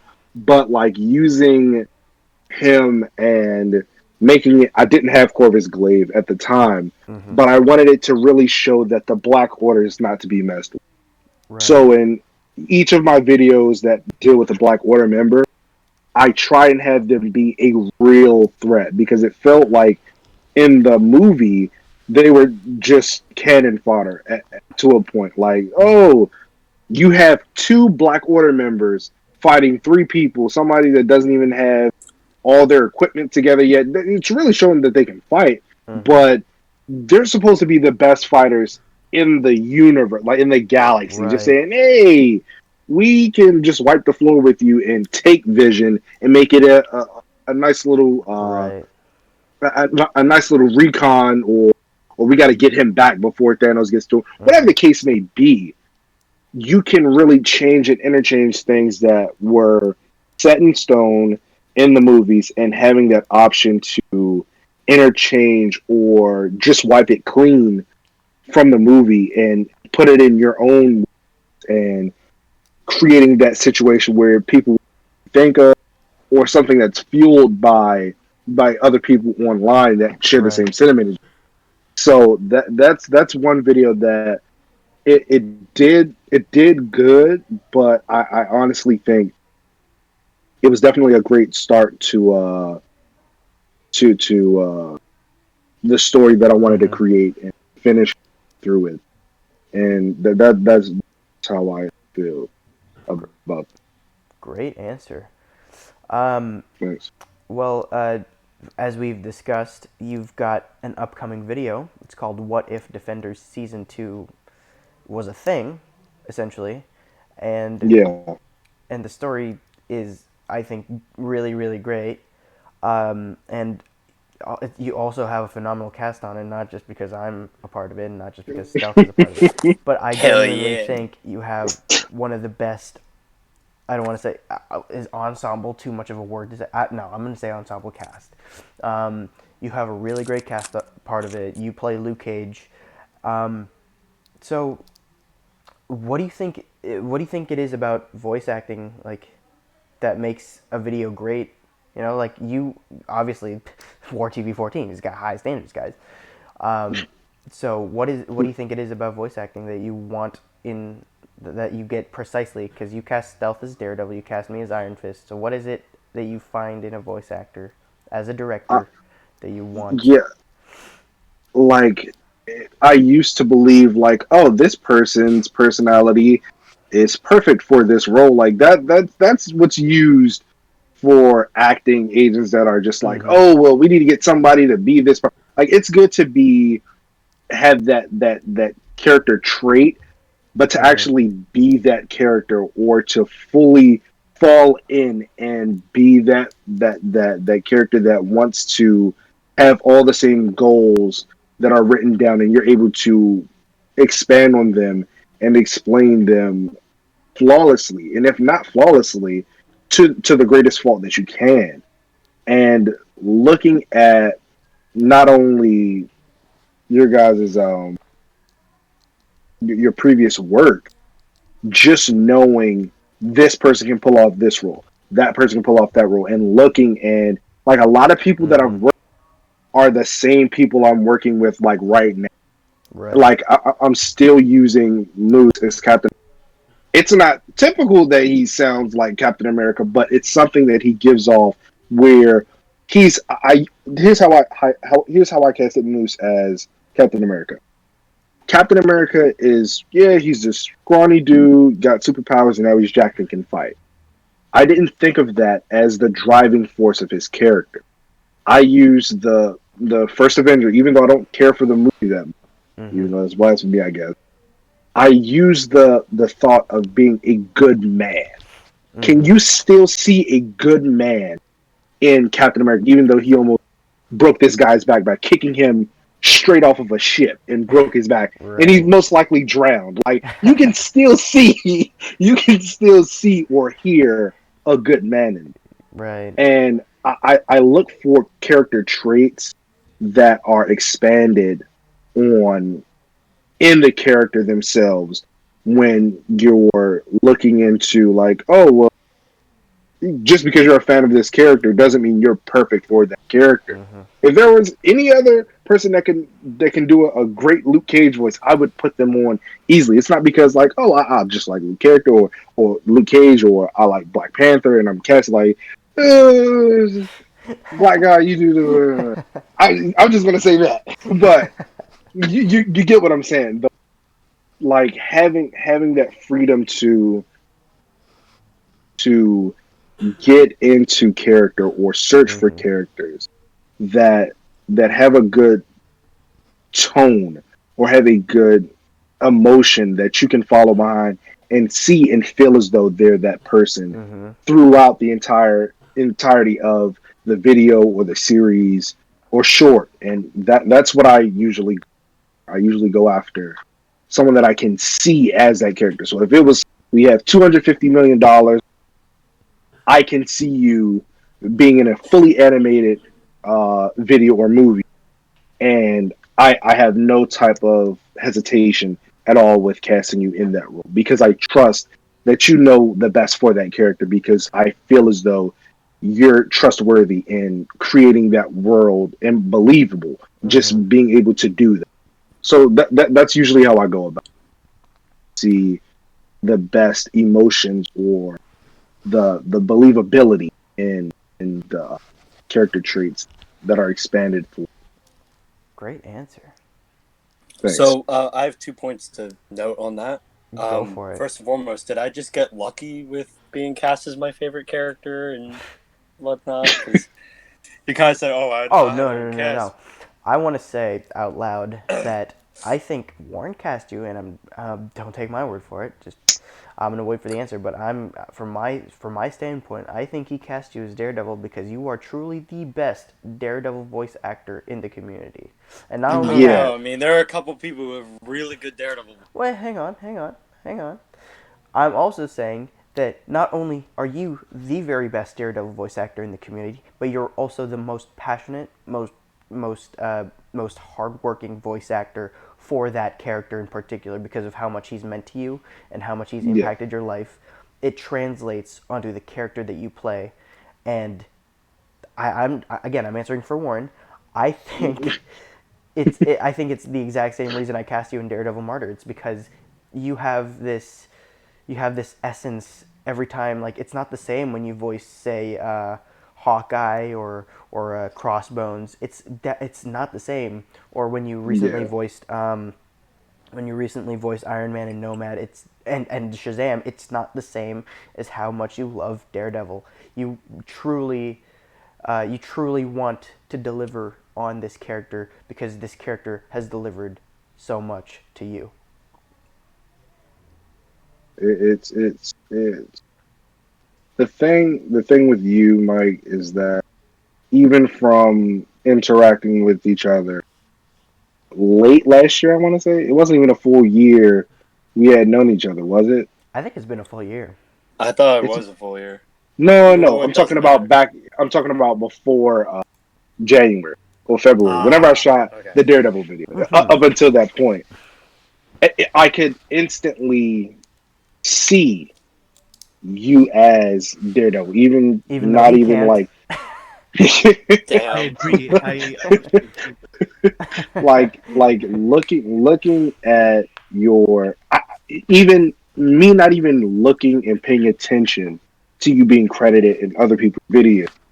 It was something instantaneous that I saw or heard that was like, damn, this guy can do a really good Is this Charlie Cox, like, is it Stealthabotte or Charlie Cox? Like I don't even. yeah, yeah. So that's where I was with Who are you when and what I have you done with Stealthabotte? Like who? yeah. He's So currently like playing me on Broadway in Betrayal. We have Only 2 like two weeks you, left only on our 2 weeks performance. left. 2 weeks left. I'm not 2 weeks like I'm left not on our saying you performance. can't add anything to it, but like being a fan of something doesn't necessarily make you the best. It's just you're that 1 in 1.5 billion that just so happened to be both a lunatic fan of Lunatic is right. yeah, just nuts for the character Yeah, and 1.5 able to billion and portray it. beyond. Yeah, like you're able The to other portray that. the other percentage is exactly the same as you are. um, no, but that's what I think as well. Like, I don't think anyone is as passionate about playing a character, anyone as interested and invested into even the writing process of the character, even the way he says a line, or even like when we collaborated for Daredevil Martyr, he genuinely was involved. You know, there was not a second where it was just like, oh, it's Daredevil. No, he treats it as if he was he created Daredevil. Like it's ridiculous how like not only is he Yeah. talented, but he's addicted. Quite A little bit. Yeah, I mean, he's got Daredevil socks. well, that's your fault. You got. I mean, I wouldn't have bought those on my own accord, but you Oh, got them. For me. I was I like, all doubt right. that. That's a lie. You I definitely mean, would have bought them for the doesn't have holidays. But yeah. But the other point of note that I wanted to mention in regards to your comment about how you cast voice actors, which is I believe one of 3 questions. Still, that's only the first question, I think, right? Or is that question 2 that you asked? Oh, this is question 2, I think. Okay.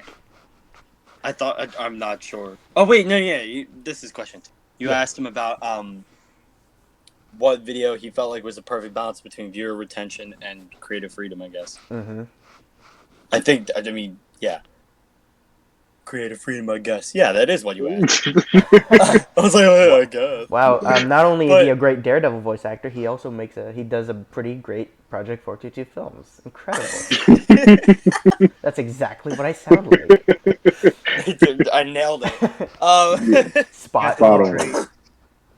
The other comment that I wanted to make is the fact that a lot of people in the stop motion animation community, when it comes to casting voice actors, they genuinely do try to see, all right, who is the best impression of the character, who is the best overall vocal quality that resonates with the character. But I really respect and also relate to that approach that you have for, okay, I see this person embodying this role. I see this person, even though they may not sound 100% like the character, even if they're maybe not 100% a fan of the character or anything like that. Mm. Or they might not be the ideal or conventional pick from a comparison standpoint. I really like how you're committed to the vision of, I really think this actor embodies the essence of the character, and that is enough to communicate the character in the context of my world. It doesn't have to be an impression off of an existing Right. incarnation of the character. Because, I mean, going back to how I cast Skyflake as Nomad in Captain America, he doesn't exactly sound like Chris Evans, I don't think. Shout out, But there's Skyflake. definitely that Captain America-esque vibe that I felt like he Yeah, really yeah. embodied with his role. And that's kind of how I try to treat most of my casting, even though there is a little bit, for me, a balance between, all right, this person sounds like the character and they embody the character. God, I just respect the job of an animator in general because movies have billions of dollars to, well, not billions, like millions of dollars, hundreds of millions of dollars to spend on casting crew and the casting director and whatnot. Animators, they're a one man or one woman operation. That is super respectable Yeah. to me. Like for you to Yeah. see and oversee the vision of what you're trying to make from paper to screen and from ear to ear to make sure that it is what you want it to be. That's a hefty job. And for anyone who does that, especially on this roundtable, that's not a trait to be overlooked, and I definitely commend it. Absolutely. It's okay, Charlie. You will soon be part of that. Oh, I don't think he doesn't Not want that. excluding you. He doesn't want that headache. One It last note really that I kind is. of want to throw in there Fire on away. that comment about respect for animators is the fact that I'm going to be careful in how I word this, but there have been, like, I've seen some content creators in this community who kind of are taken for granted sometimes by some of their viewers, not all of their viewers, of course. But there are some viewers who I feel like may not understand all that it takes to create any kind of stop motion or any Right. kind of video. I Mm. think that there's, I'm forgetting what YouTuber said it, but they were talking about film as a whole. It's a miracle that any film can ever be created in any capacity because of all that it takes to make a film possible, regardless of how big or small it is. Right. There's the story and how it's written in a script. There's the actual filming and whether or not you need like a one-man crew or a ton of people to crew in order to make it possible. You have to bring in a lot of talent who have to be on their A game in order to make it possible. And then you have to bring all of these different elements together in post-production Right. to achieve the vision you set out to achieve, which might not be easy since maybe your vision is either changed or it had to be compromised along the way because of the production process. It is truly a miracle that any content can ever be created in any kind of capacity. And I hope that with this Animators Assembled podcast and with Animators Assembled and whatever we try to do in this little roundtable here, I hope that we can shed some light into some of the behind the scenes other than like just tutorials of saying, all right, here's what it's like. That we as content creators, I feel like it's maybe our responsibility in a sense to really show just how much goes into making the content that we make. Right. And I feel like it's also cool for the fact that going to acknowledge Charlie, he is a new content creator in terms of this particular field. He has yet to do this before. So the fact that he kind of gets to go on this journey and we've all kind of had some experience with it, we're at different stages and levels of our careers.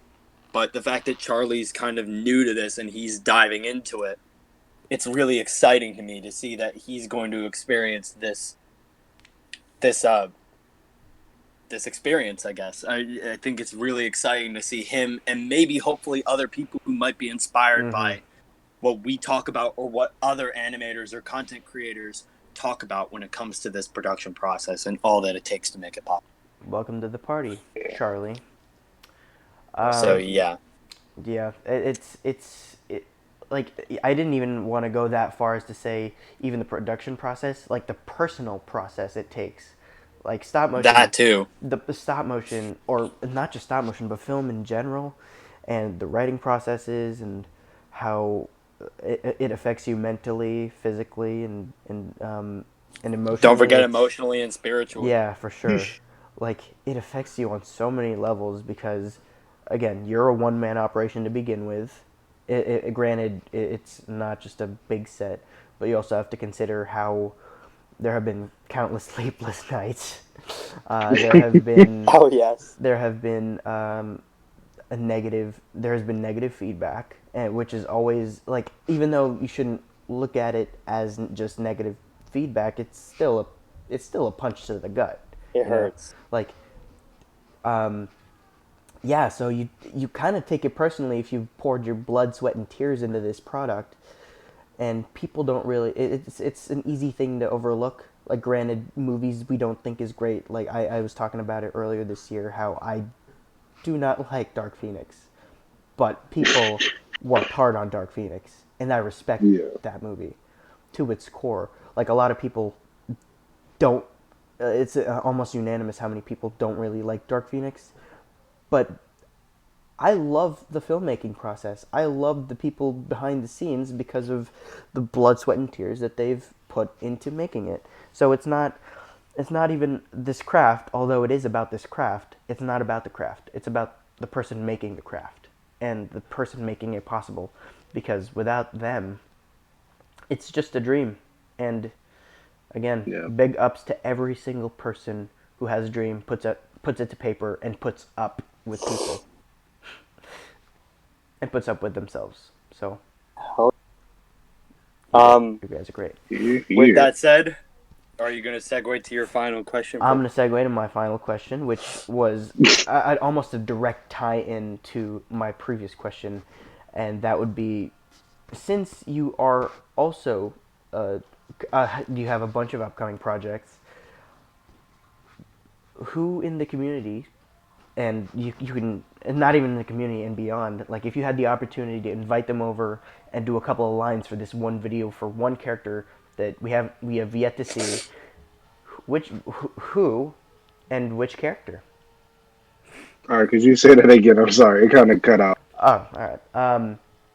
So if you were to have a character, like you have a bunch of upcoming videos, and you have a bunch of upcoming characters that we have yet to see. Now, if we were to see them in a video of yours, and this decision is completely up to you, but if you could invite any voice actor or any actor to this stop motion talent to voice that character, just for that part, who would it be? So this goes beyond the content creating community here, Oh yeah.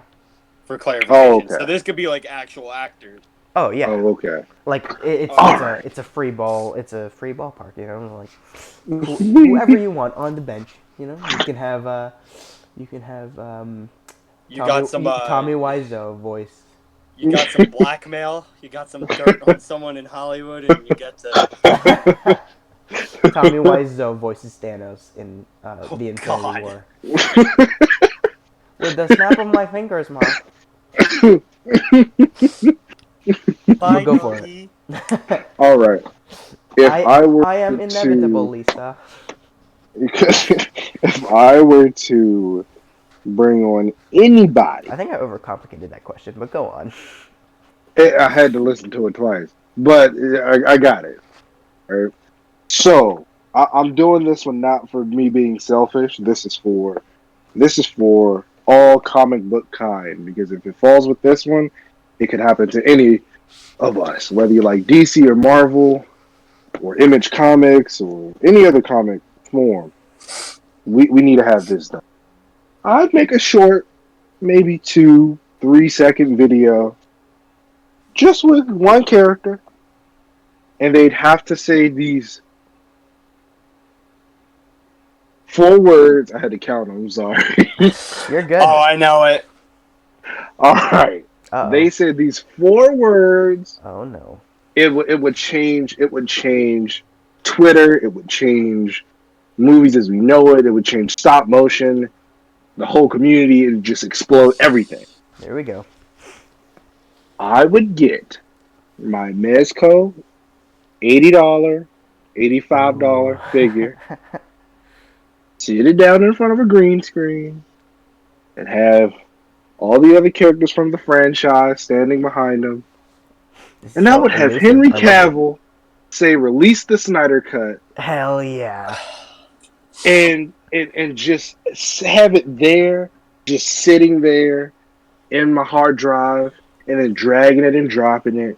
And then him and his Mezco Batman v Superman figure just articulating with his hands or moving his head in a bold, powerful move saying, "Release the Snyder Cut." And just leave it at that. Can I be part of it and I'd be CGI out happy. the mustache? Yeah, you can. Can I be part of it? And what would I do? What would I do? What the hell would I do? Deep fake the CGI. Deep fake Shazam's face. And That's do a the fantastic answer. yeah, That honestly, you kind of had me thrown for a loop. I didn't think that's what you were gonna say, What did you think he was gonna do? Oh no. because that exact criteria matched what I thought you were going to say. You were just like, What? oh, when you heard release the Snyder Cut, you were just like, oh. No. I mean, well, yeah, I was like, no, I agree with that. I absolutely released the Snyder Cut. I want to see it.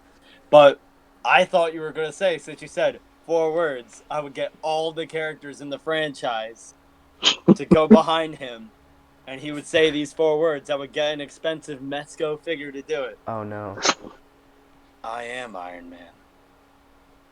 That would be cool too, but it's kind of like played out. Like I'm not knocking anybody that's done it. You can do the map scene if you want to. I don't think it was well earned. I don't think it was. First off, the line. No. Welcome to Avengers What? Endgame rant. I don't care for Endgame. You can scorch me for that. I don't care. I don't care for Endgame like that. I have a bunch of heated discussions with my sister about it. I stand by what I say. When you have But- deep conversation, heated conversations with your sister, you know it's bad. That's me with Infinity War and Endgame. Yeah. So, like the Iron Man thing, I wanted him to say something that was a little bit like, oh yeah, he said it in the first movie. That's cool. Yeah. I kind of love you 3,000, maybe like 2,999. Like you have Thanos that kicked everyone's ass. Like not one, not twice, because you fought 2 different groups of people, but 3 times from different timelines at that. So you got one from 2018 and then one from 2014. 2018 kicked your ass twice in 2 different teams on 2 different planets in 2 different places.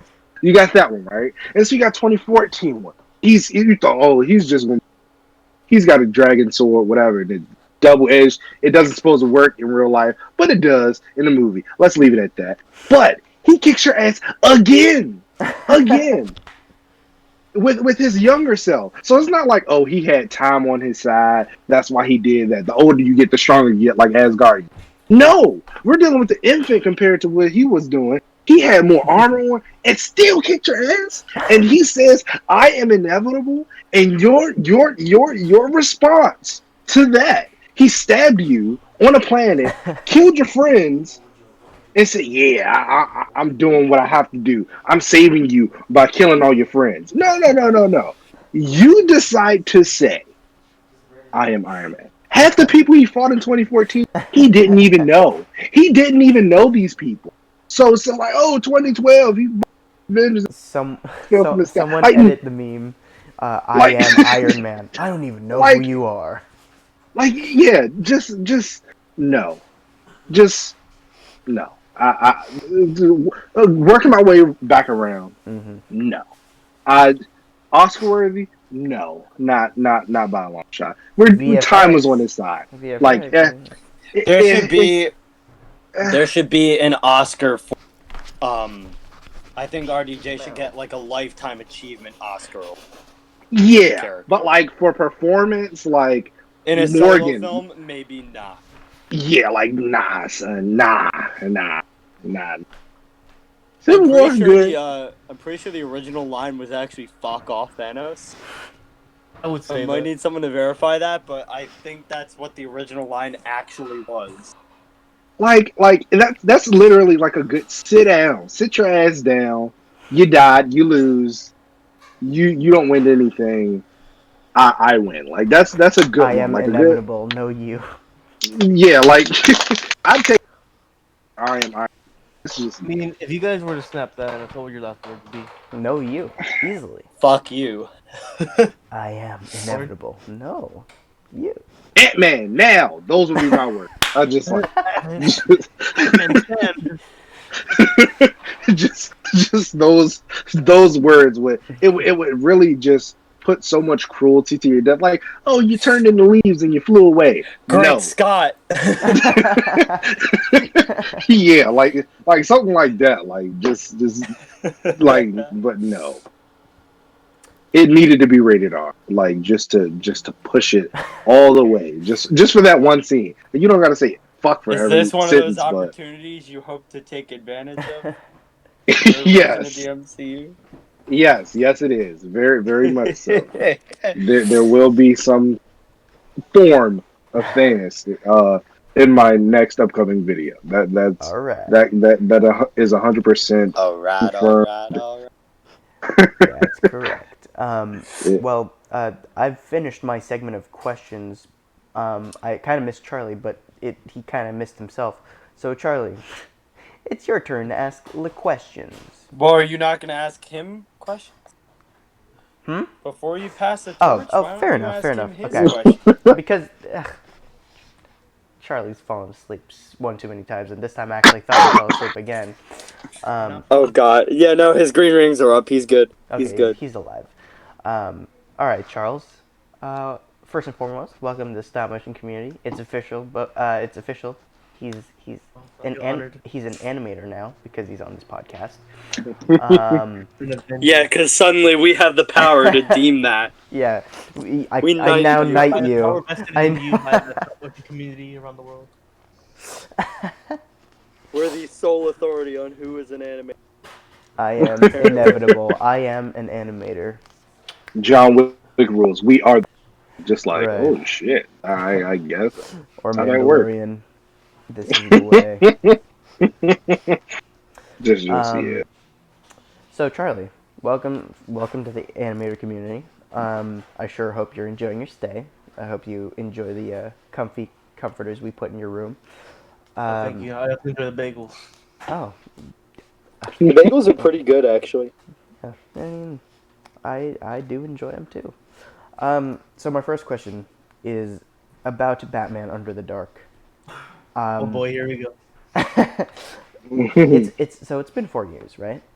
You sign on to a project. It's been 4 years. The director, piece of trash. What what kind of Okay, Forky. what kind of soul do you have in order to put up with this guy's nonsense? I mean, it's ridiculous. Well, I mean, to be completely honest, the only thing that's kept me going is the fact that I was cast as Batman. I mean, honestly, If you were cast as like Joker or Richard Haddock, you'd be like, I quit, bro. It's not worth it. maybe Joker I could stay, but Richard Haddock, I'd be like, I don't even know who you are.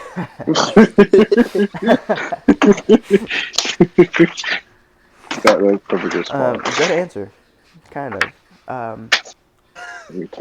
So My second question is, Charlie, who, as of this moment, outside of the realm of this roundtable, who is your biggest stop motion inspiration for you to make this full-on leap to the lake, to the pond of creators? To the lake? Lake. That's What I are said. we in, hole? just let him get Lake. Lake did nothing to no one. Yeah, but who's your inspiration outside of this roundtable? Moose. Moose. I mean, to be honest, I guess not one person, but just stop motion as an art in general. Like, I mean, I grew up watching a lot of Robot Chicken and like, other stop motion movies like James and the Giant Peach and whatnot. And I mean, honestly, I've always had an interest for it, but just I mean, even dating back to the first original King Kong movie, it just impressed me on how you can literally take a doll or something and just make it move and tell a story with it and give it life. So I guess not one person, but just the whole community in general of stop motion. Gotcha. That makes sense. And question number 3. 3 hours later. Did Danny fall asleep? Oh, God. No, he's there. Probably went back to Kunlun. What The happened? evil? I think it cut off a little bit. What happened? We were talking about your next question. Oh, well, I'm glad you think of me. Thanks for noticing me. So, Charlie, we've discussed how you're working on a little story. I don't know how much of that you want to touch on this podcast, but we do want to touch on something about your career as a stop motion animator.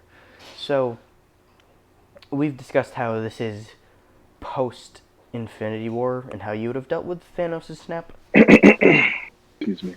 What has been the driver? Like, why did you choose that particular story to tackle, and what about it made you want to be like, hey, out of all the things I could have told the story about in stop motion animation form, this is it. And Why? Why? Yeah. So why did I choose that as something that I wanted to do? Yeah. Yeah. Why? I mean, given the fact that Infinity War and Endgame are pretty much one of the biggest movie events Are of our they? time. Nah. No way. Yeah, No, yeah, yeah, right. they are. No way. Like, Charlie's Angels. That's an Oh event. yeah. Definitely. X-Men Dark Phoenix. No, Charlie's Angels. You didn't get the joke. Charlie's Angels. No, I got the joke. I got the joke. That's why it's so big, isn't it? Yeah, as I was saying, I As mean, you were saying. given that alone, I'm pretty sure everyone who cares about that movie and has the will to do so has a comment to say on how they would have done things different. So I mean, I figured I'd toss my own hat into the ring, and I personally, I mean, again, I don't think anyone was ever 100% satisfied with the way things were Mm-hmm. because everyone's a critic and everyone, as I said, wants to say how they would have done things. So Right. I guess part of the narcissistic side of me of just going like Thanos and doing it myself. Well put. I love that. Yeah, that was Well, cool. that was it for me. I was gonna touch on a bunch of other questions, but it is your turn, Charles. Yeah, now it's no, I'll ask because them we had another to skip time. over you. Your turn now. You can Alright, pick so whoever. You can pick whoever goes now. I mean, the order's kind of. so I just asked Left out. all y'all 3 different questions, or how does this work again? Clearly, he I didn't mean, do his I have the homework. questions. I just want to know how the asking works. So you from have to left to talk right. to one of the three of us, and you direct all three of your questions for that person to them. They answer, and then you move on to the next person wherever you see fit till you finish asking Your questions. People. And it's different questions for each person, right? Yes, unless if you're It me, could be where the I kind of same, use the same. unless you're Oh. creative. Unless you're a creative person. Don't be me. Right. I guess I'll go first with stealth. Damn. Was getting chosen first. All right. All right. So if Oh it wow, great weren't question. for I love it. Such a good question. Shut up, Danny. He was getting to it. recorder, Was he? Didn't he already ask? Yes. He was. I'm sorry, for the Charlie. influence of Daniel, where would you see your stop motion projects going? And would they still be existent? Oh God. Oh god. Um. I don't want to answer this. I'm Well. gonna sound like a douchebag. Huh? I feel like I know the answer to this because I like I. Okay, just go on. I don't want to sound like a douche. Don't be a doucher. Uh, it's complicated to say. Play it safe. When when I made the ultimate decision to walk away from my YouTube channel, I was hitting quite a low in terms of my ability to create content. My technical means were failing. Um, a mental low because of the fact that I was dealing with a lot in my personal life, and that was kind of falling apart, and my YouTube life was kind of falling apart at the same time. I basically was just in a place where I felt like, all right, nothing is really working for me at this time. I just need to walk away and see what happens next. My goal was to get a job and make enough money so I could buy more equipment, such as a laptop, such as video editing software, and more figures and more set pieces, stuff like that, in order to be better equipped to handle the content that I wanted to create. That was my goal. So I left YouTube with the intention of I will be coming back. I didn't know when, but I was intending on coming back.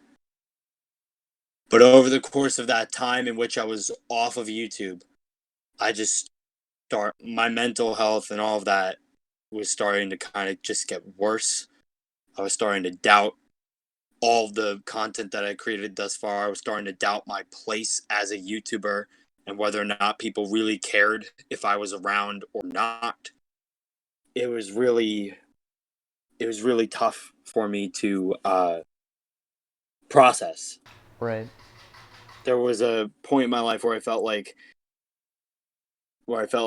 maybe it's best if I don't come back. Maybe it's best if I don't create my own content, because people like everyone else's anyway, and they just appreciate me if I occasionally pop in as a voice actor or something like that. But I started to lose sight of the fact that maybe other people did actually see value in the content that I created. So it's a yes and no. If it weren't Daniel's encouragement and his bringing me back to talk to you and talk to Warren and all these other people and kind of immersing me in a different part of the community that I wasn't quite part of before I left, I really don't know if I would still be a YouTuber to this capacity, at least. I would be trying to make live action films, but I don't know if I would continue to pursue stop motion. So the answer is I don't know. I mean, After all of that, I don't know. That's the longest way of saying that I've ever heard. no, IDK, bro. I will say, touching on that is, and I said this earlier, I didn't want to come across as oh, he's such a jerk, taking all the credit for everything. But in all seriousness, I think I'm the catalyst for why you guys are here, right? Am I, correct me if I'm wrong on that? Am I the catalyst? No, you are. No, you're being an asshole. You're being an asshole. Just stop. Just stop. No, Give it up. no. Here's what I'm Damn getting you. at. Here's what I'm getting at. I feel like I'm the catalyst for all this, and for that, this is probably the most proud I've been for the fact that I was able to revive and help out a person, not only with his creations, but also like Stealth and I are really close, and we talk every single day, and I'm able to check in on him, and as well with Warren and Charlie. So it's one of the biggest pleasures of just not just bringing them together to, like, I helped kickstart Stealth's channel back up, and I helped Charlie enter the realm of animation, and I think I'm just super proud of the fact that not that it was my doing, but because that you guys are finding new, I don't want to say purpose, because that's also the douchey thing to say, but I feel like I'm glad that I was able to help in some capacity in that, and maybe even beyond, because I don't know, like, you guys are helping me as much as yeah. Again, it's such a puzzle that I'm very fortunate that I was. Did you make all? I think you made all of our logos. Oh, I think you're right. I made my logo. Yeah, you did the intro. The intro. You did the intro. Okay. All right, I'm wrong. Yeah, so I'm not. It's Retracted. like a humble brag. I'm not saying I brought these guys together. Like I'm Nick Iron Fury. Man? I'm saying You make everyone look cool. I'm Nick Fury, recruiting you guys, but I'm also Phil Coulson, because I'm like, you guys We are, love Phil Coulson in this house. like 3 out of the 4 of us are Agents of S.H.I.E.L.D. loyal viewers. This would have never been possible had you guys not said yes. And I think this is, like, I'm a proud parent right now, and I was able to birth you guys into. Ironic, considering you're the youngest. Yeah, it's true. I'm a weeboo. But yeah, it's an honor being able to bless this community with these fantastic people. Hell yeah. You're well said. And Good. I don't want to take credit for that, and I didn't want to come up. Oh, he's such a jerk, man. No, you saying I'm not trying to be a doucher usually lands with people saying, yeah, that was really douchey. Like, no, I can actually understand. We were jokingly. Yeah, like, Or yeah, like, you were an asshole. like, no, like, honestly though, you've definitely helped in major aspects with all of us. Either it's stories or actually getting Mike to actually get back to animating. And I don't know what he's done for you, Charles. He helped. Let's just say He's he left helped. him on speed dial for 4 Okay, with Under the Dark, like to you only still. say one line in Batman Under the Dark. It's so funny. Like Yeah, all right, so I respect you on some aspects. It's not 50-50, it's 70-30. Like I respect you, but not that much. it's just like, yeah, Like the love like is there, but it's not like, yeah. I love you just 2,000. Not let's not let's not maybe add. 100. Yeah. Maybe Like, damn, 51. really? It's just like, dude, like, really? Yeah, so in short, I pride myself in being able to give you guys those connections, and I'm glad we're having a fun time on this podcast. Heck yeah. Oh yeah. And on Yeah. that note, question 2. Question 2. Question 2. So, as a fellow college student, Heck yeah. any advice, suggestions, or comments on Do you have a this will to live to on, share? on being a stop motion animator on a budget? Oh God. He said, Let I me know just this say, for well. context, that I am not one to ask regarding how to spend money. Because He your bought boy be dropping dollars on things that he probably shouldn't he be. bought a Party City Daredevil suit For $50.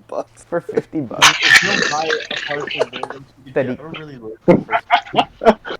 that he could Like, have donated to a children's hospital. You Or monster. or I could have bought several figures for production value. I Oh. also bought the Murdoch hoodie from the awesome superhero fit company. But that pre-order was pretty damn expensive. ooh. Granted, I've worn the shit out of that hoodie. But I could have bought like 4 or 5 Marvel Legends for the price of that pre-order. Acting on impulse. Stealthabotte, ladies and gentlemen. I mean, it's that Daredevil thing in me. I do kind of have a little. Exactly. So that again, it's the Um, love thing. You know, he loves it so much that we cast him perfectly in our videos, and he loves him just a little too much that he's sleeping on a cardboard box. I'm actually sleeping in a bunk bed, but okay. It's okay. Um, I think in terms of being a college student and filmmaking on a budget, especially stop motion animation on a budget, I think that the specific things that you gotta look out in terms of where to invest your money. I mean, specifically for you, you seem to have a lot of action figures. You seem to have some decent diorama and some decent miniature collectible pieces that can help you, like for props or settings and stuff like that. So, my recommendation in terms of what to do regarding investment would be if you need a character, like try to like eBay is your ally. Try to find the cheapest deals possible, the iteration of the character that you need. If not, then try to work your story around maybe not having that character, finding other ways to incorporate that character without having it be a physical incorporation of that character, such as having like voicemails or stuff in the narrative itself. Um, I also try to make use of like DIY stuff or stuff that's around the house. Um, so if there's anything that you can make yourself in any way, shape, or form, try to make it yourself using your meat if that's possible. If you have artistic talent, I don't personally, but I still. But yeah, I mean, in terms of where to spend the money as a college student, I think my most important focus is trying to make sure I have the characters that I need and the iterations of the characters that I need. And on top of that, having maybe props or some set pieces. A lot of things can be done with green screen, so maybe investing in good lighting and green screen, blue screen backdrops, and software might also be good too. But I think the focus is really on the story and the characters, investing the money in what you need to tell the story with the characters that you need for the story. So, yeah, try to seek out those eBay deals and buy what you need. Or that in terms super of awesome characters. deal you've got for those figures you told us about. Like, that was a steal. Yeah, you got really lucky. He, for context to the viewers, all review left. Charlie was able for barter for. I can't quite remember. Get the Defenders Daredevil Matt Murdock head. He was able to get Colleen Wing and Iron Fist, and he was eventually able to track down Luke Cage too. So he was able to get a bunch of the Marvel Netflix characters. He has a better Marvel Netflix collection than I have, and I consider myself almost the champion of the Marvel Netflix shows, in a sense. So I'm gonna need to steal an Iron Fist or Colin. Oh, And a Luke Cage, because damn. Theft demonetized. How is that demonetized? Stealing figures? How's that demonetized? Theft in Toys. general. Oh no, just toys demonetized. But yeah. Great question, Charles, and great answer. oh, thank you.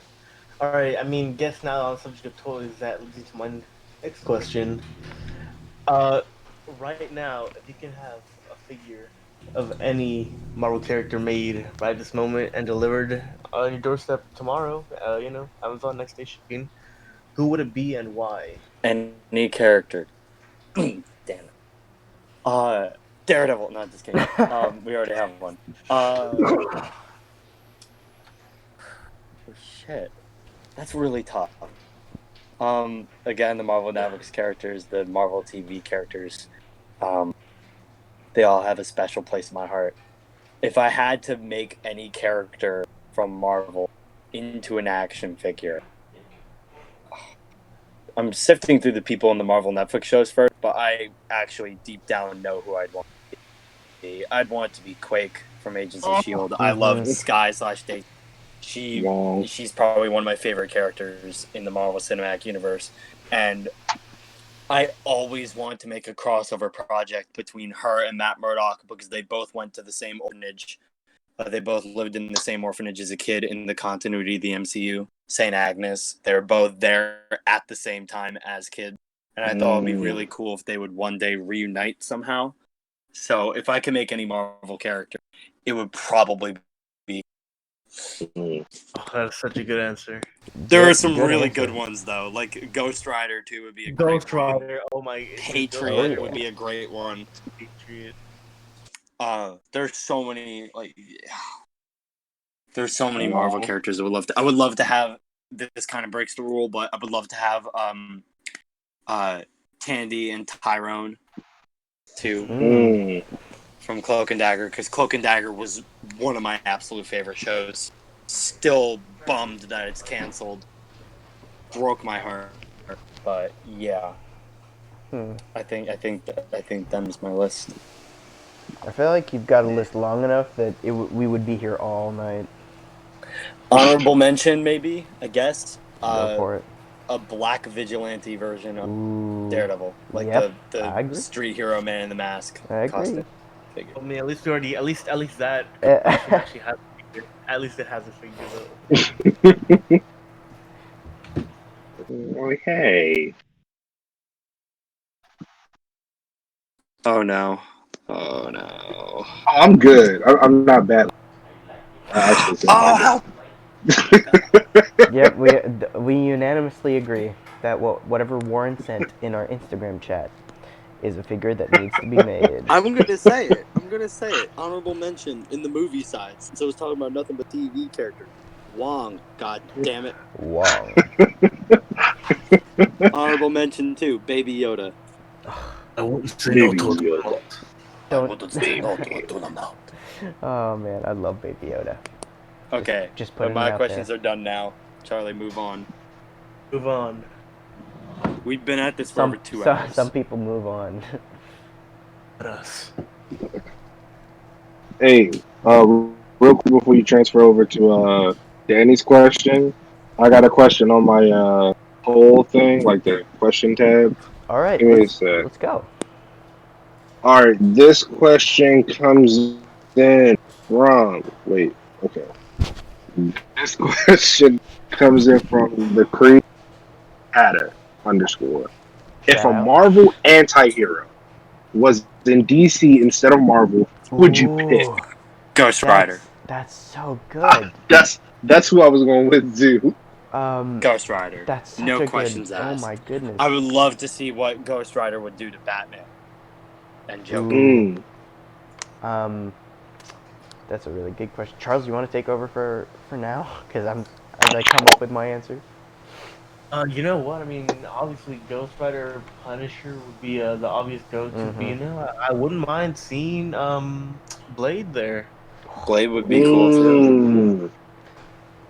Like Mm. here's how I see it. Because a long time ago, I even took a picture of this crossover with my face one time. What if Blade goes after trying to hunt down Batman, thinking that he's a vampire, since you know Blade is all about hunting creatures Right. of the night. Mm-hmm. So I would Oh love that yeah. crossover to happen. Brilliant. I love that. More. I also forgot that Charlie never had the chance to answer the question about from MG 1999, so we could ask him that too. All right. Yeah. So, Charles. Charlie, if you had to make a stop motion based on an already made Batman story, what storyline would it be? Stealth said Killing Joke for Warren and I. I said Batman Beyond for myself. And, yeah, Beyond for himself. Warren said Injustice. Injustice. Ooh. Yeah. Or Death in And the Daniel Family. kind of cheated. Yeah, I said that's exactly what I'm doing right now. I guess it would be a three-way tie between Hush. Great story. I don't like the animated film. The BVS Nightmare universe. Ooh. I like That's that. cool. I like that. In Batman Mad I Max. like that a lot. And the last one? Those are three. Oh, wait. Nightfall and Nightmare. Oh, okay.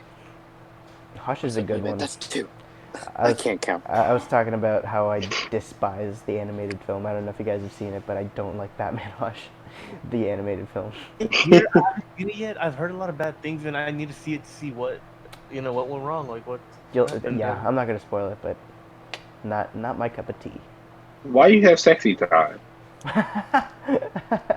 That's the problem. Yeah, that's Okay. the problem in the movie. Now let's bring it back to Charlie. You have questions for either Daniel or Warren, who's Oh wait, did I who's answer the question sticker thingamabob? I don't No. remember. All right, Wait a minute, all right. did we? Deadpool. I'm gonna go Deadpool. I know it's a boring answer. Deadpool, Wade Wilson, and Slade Wilson. I want it.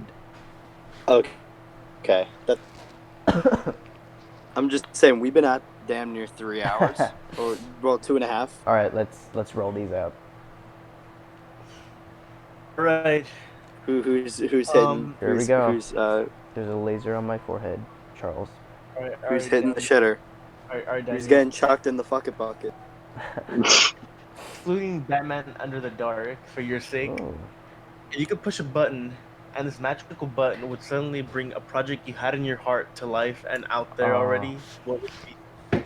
I want to speak. I have two answers for this, but I want to speak for myself and the audience.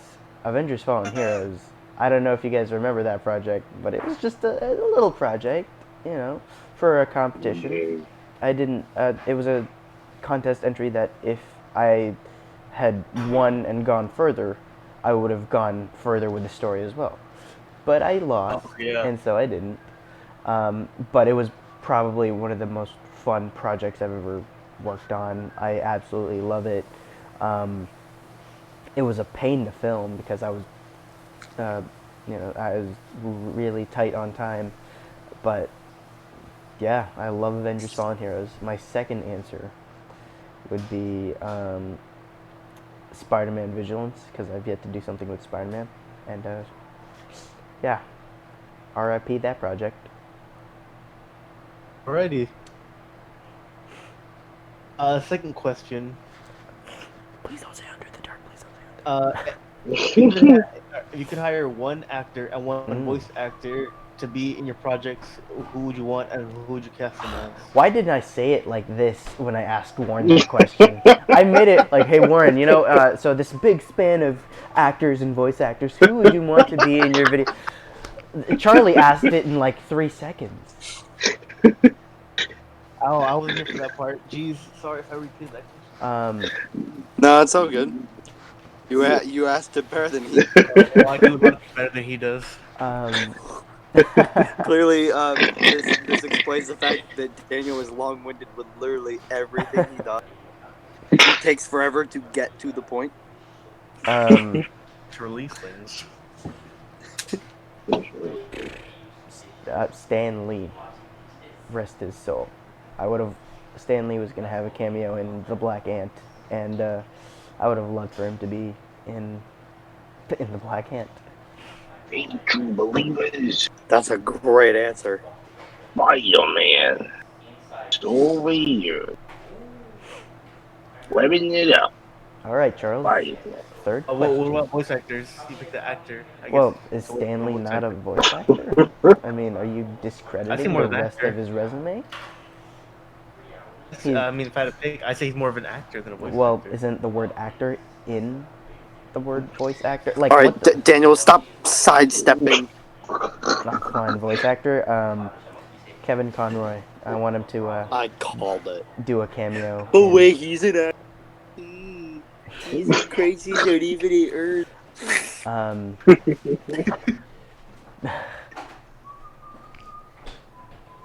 right, now, see. last question. What is The meaning the of life. biggest thing hindering you in your career as a stop motion animator? Time. Ooh. Time. Definitely time. Like, Yeah. everything else, I kind of got a leash on. Like, I'm not perfect at it, but I definitely think I have a handle on most of the things aside from time. Like, again, like I said, I travel a lot. I don't usually have a balanced schedule, and whenever I do, it's even more stifling because these things just interfere and come into place whenever. So if I had a hand on time, boy, I'd crank these out one by one every single day. But I don't, so I won't. Good question. Thank you. I try. And also, I have a voice actor. His name is ForgottenTactic. He slows me down. Jeez. Dang, you surely fired that guy. Should have fired that guy. Too late. He's a great guy. All right, so I guess now it's time for me to ask old Warren boy. Oh, I hear the giddiness. I hear the giddiness in Charlie's voice. You're so excited to ask these questions. Like, this is my childhood hero. All right, so Warren, Yo. what would you say is your strongest suit as an animator? It kind of cut out. What'd you say? What would you say is your strongest quality as an animator? Ooh. Or you just know I'm the best, like your strongest suit? My strongest suit is animation, like hands down. Weakest suit, time management. I'm horrible at it. It took 3 months for an edit to come out, an extended cut. So I guess we could just stick with how many dates did I give you guys? Oh yeah, next week. Oh like no. Like you just keep that in mind. When you say, oh yeah, what if he's good with time? I gave you guys like 3 different dates. So just check your mind anytime. You're like, oh, it's all good. Like, no. See, we were talking about the fact that it would be awesome to see Daniel collaborate, but now I'm starting to question it with the time management. Yeah, would it right. cancel You don't out or see would the it shit. stack up? We I have the used same the answers. time management to defeat the time management. Oh no. That's not how it works. Well, Danny can only be bullied for so long, coming out in March, but I always eventually get it out. Like it's still a problem, but it usually comes out later. Thanks for being on my side, Warren. There's a good reason why You've it's chosen delayed. the wrong Like you side. got sick. You got sick for a minute, didn't you? Yeah, man. When I Well, say that's never fun or fair. Nope. Getting sick. sucks so bad, I'm still like recovering right now. coughing lungs. No excuse, Danny. Get to work. Coughing, No, I'm just kidding. coughing Kidding. lungs. Like I'm pretty sure that's Yeah. just Stealth's fault.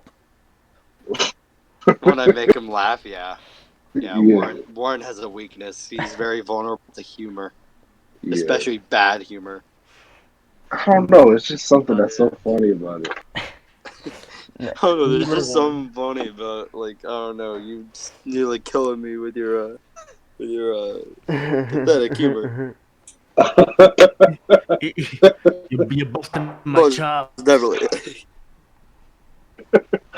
It's even funnier when after I've made Warren laugh, I imitate his laugh, which makes it yours, and then I imitate his laugh when it gets even worse than that, and he's basically on the verge of not breathing. Yeah, it's pretty bad. It's a little Like, scary, but it's iconic too. yeah, Like how can a can't laugh take it away. be so destructive? Joker's constantly reaching for a inhaler. Oh my god. All right, Charles, you want to hit him Right, with the next question? There we go. All right. If it wasn't for this whole YouTube thing, where do you see yourself doing with your life Wow. Oh right my now? gosh. Are you his honestly, parents? no, like seriously though, like honestly, Charlie's I that one would be parent at the Thanksgiving dinner table. no, like honestly, I think I'd be depressed. Wow. Like brain altering, emotional drowning, depressed. Mm. Before doing stop motion, I was not happy. I was in a almost an 8 month depression period where I just couldn't get anything right. And kept failing and not being able to do certain things. And that really, really broke me. Like when I say I broke, I wasn't functioning. Like it just hurt to be here. I didn't think about harming myself or anyone around me, but it was so It took a bad. mental toll. Yeah. Yeah, I relate to that. it was bad. But I eventually found if it wasn't on Christmas Day that the stop motion studio app went free, like app of the week, what I'd be doing. Like the biggest thing was I don't even have $2 or $5 to buy the app. And then they went, oh, it's free now. You can just pay for the other stuff extra. And then I paid more for the in-app purchases than the initial buy all of it up front for maybe $8 or something. I think I spent like $14 in the app just to say like, oh, I need this for this video. I need that for that video. Like, I cannot tell you where I would be. Like, I can't even picture it. Like, it's crazy. See, I would have thought that you would have wanted to pursue like live action filmmaking because you have such a flair for lighting design and shot composition that I really feel like you'd be a valuable DP or gaffer Right. on a And film that set. none of that came from me really loving all of my film stuff, or that I have that knack for composition or lighting, like you said. I got that from doing stop motion. I didn't know anything about filming. I didn't know anything about lighting. I didn't know anything. So when I learned how to do stop, why's my video flickering? Look at YouTube tutorials. Oh, probably lower your ISO. Whatever the case is, I learned everything on YouTube. So when people say, "Oh, this web seminar," like you can, Well, most of the stuff that you can Right. do on YouTube. Mm-hmm. It's crazy. We live in a generation. Information is at your fingertips, and oh no, Okay, boomer. yeah, like I don't want to sound like it, but that's the truth. Right. We're afforded so much that it's crazy. We're not that's world change. Mm-hmm. Think about it, like oh, you're being pretentious. No, you can alter how people think. You can alter what people see. I didn't see anybody that celebrated geek culture or comic culture or anything like that. Like, oh yeah, you go see the movie, be about your day. There's with the internet, I was able to see other people like me that actually enjoy content and comics that made them happy. Mm-hmm. So it just anything and everything. Yeah, I just want to add to that and say that I think I speak for everyone when I tell you that we're proud of you, bro. We're glad that you got out of that bubble and Yeah. decided to enter this wonderful community, became this wonderful animator and inspiration for a lot of people. So, thanks, man. Thank you. Yes. We're your biggest fans. It's Just funny saying. how you went through that phase, and well, maybe not funny, but just kind of like baffling that you went through this phase, and Made a then complete there are other 180. creators later on who go through this phase, such as myself, and then you were able to help them with your own encouragement, knowing what it's like, and it's really cool how this community of content creators can sort of help other people grow and help other people Yeah, feel inspired and capable of doing the things that set out to. yeah, exactly. That's what a community essentially is, and the fact that the reason for Animators Assembled, for those wondering why it's just a random title for a podcast, we have actually been planning this for a while, and that's kind of our goal. We want to reach out to to be fight for the little guy, you know, and be of better assistance to the big guy. So we all have our Yeah. talents. Because That's at what. the end of the day, it's not really so much about like popular view counts or subscriptions and Mm-hmm. stuff like that, or even whether or not the content on YouTube or if it's migrating to another platform, like the COPPA law not coming to fruition. But I think it's just a matter of the fact that stop motion, as in our people in this community, regardless of the fandom in particular, Marvel, DC, or Transformers, or anything beyond that, even though Marvel seems to be our emphasis, Mm-hmm. it's really important and also just incredible that we all have an opportunity to share our experiences with you as viewers. If you are interested in pursuing in a shape or form, we can help you with what we've learned along the way, or maybe you'll join us for our own journey as we continue to learn and continue to grow. Mm-hmm. Even though we've all had different accomplishments in different calibers in different fields, I think that it's safe to say that we all have the capacity to be incredible to do that alongside you and helping you guys Mm-hmm. continue to grow and Yeah. continue to be better. Really cool Yeah. system we all can kind of.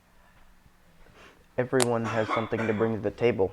You know, that's why Charlie's here. He's not just he started off as a voice actor and now he's an up and coming content creator. That's surreal.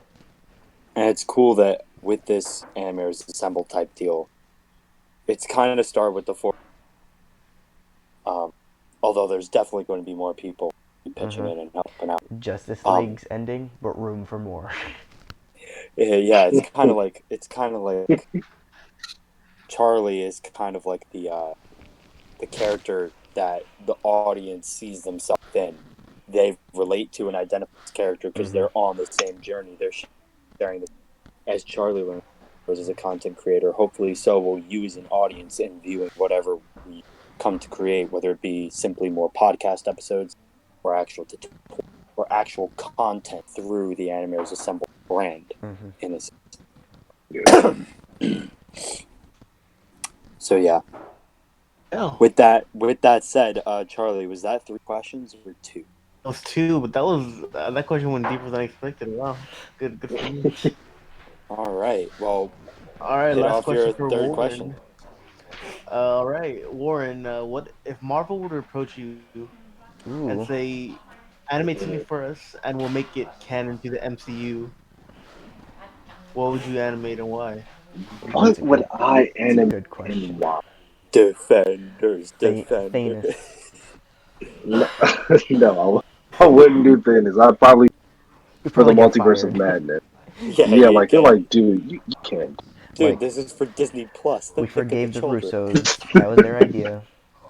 If Now I you. was to do an anime video or series or Anything, well, anything, Mm-hmm. Yep. I would do the series that I'm working on this next year. Hulk versus just like dead out, the fanboy and just Charlie just lit up. just balls to the wall, just action. Hulk, not no puny smart Hulk, like no, just like tearing shit up, just like wave after wave of different enemies or former friends, like building up to just Right.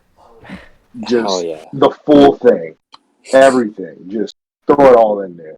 Me and my selfish interest, I would try to make Daredevil and the Defenders and all the Marvel TV characters canon because I'd recreate the Endgame battle with With those all of them in characters. it.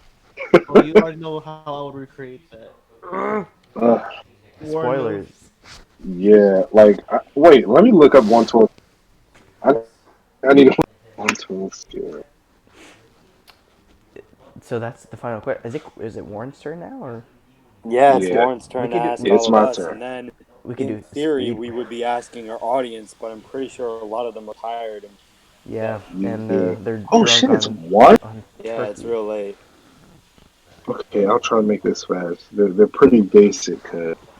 Uh, I don't know how to ask good questions. It's just like, what's your I favorite mean, as color? long as they're Like, not like long-winded as hell. When's Rebels coming out? Where's Rebels coming at? Shut up. if Young Justice had a season 24 and they had to deal with Hush, how do you think? Like, no, I'm not doing that. No, we're all good. All right, All Warren, right, who are you so targeting first? I'm going to change up the question order. Ooh, I'm gonna just hit you guys lightning round. Switch off. here we go. So everybody. We're falling asleep, but we're forced to wake up again. All right. Damn. So first, Charlie, Word? what? Yeah, this is one of the questions. What is one of the most complex shot you've doll? Like, why? How complex? Make was different. All the other. I can hear that. I think I heard most of it. What's this complex shot you've taken? Yeah. Whoa, that's a good one. All right, what is the most complex shot I've taken? Actually, I think I know what it is. It would have to be for anyone that's read Old Man Logan and the iconic scene where it shows Wolverine amongst the Ooh. dead bodies of Oh all wow. the X-Men. I actually have a shot on my page recreating that scene. Plug. And that was actually the first time I actually figured out how to do lighting. I was like, I'm always putting my light on the figures. What if I angle my lamps a different way? And that's how I was able to learn how to properly utilize shadows. And I mean, you can imagine I had like 10 figures lying around everywhere. So if you want to look at that shot, that's it. Good. Awesome. Good. All right. Oh boy. Does stop motion have any S? It doesn't have to be specific. Like, oh, Daredevil punches with his right really hard. Does it make it come good in live action? No. Any S. Stop motion help you when making your live action? Does it help? Oh, absolutely.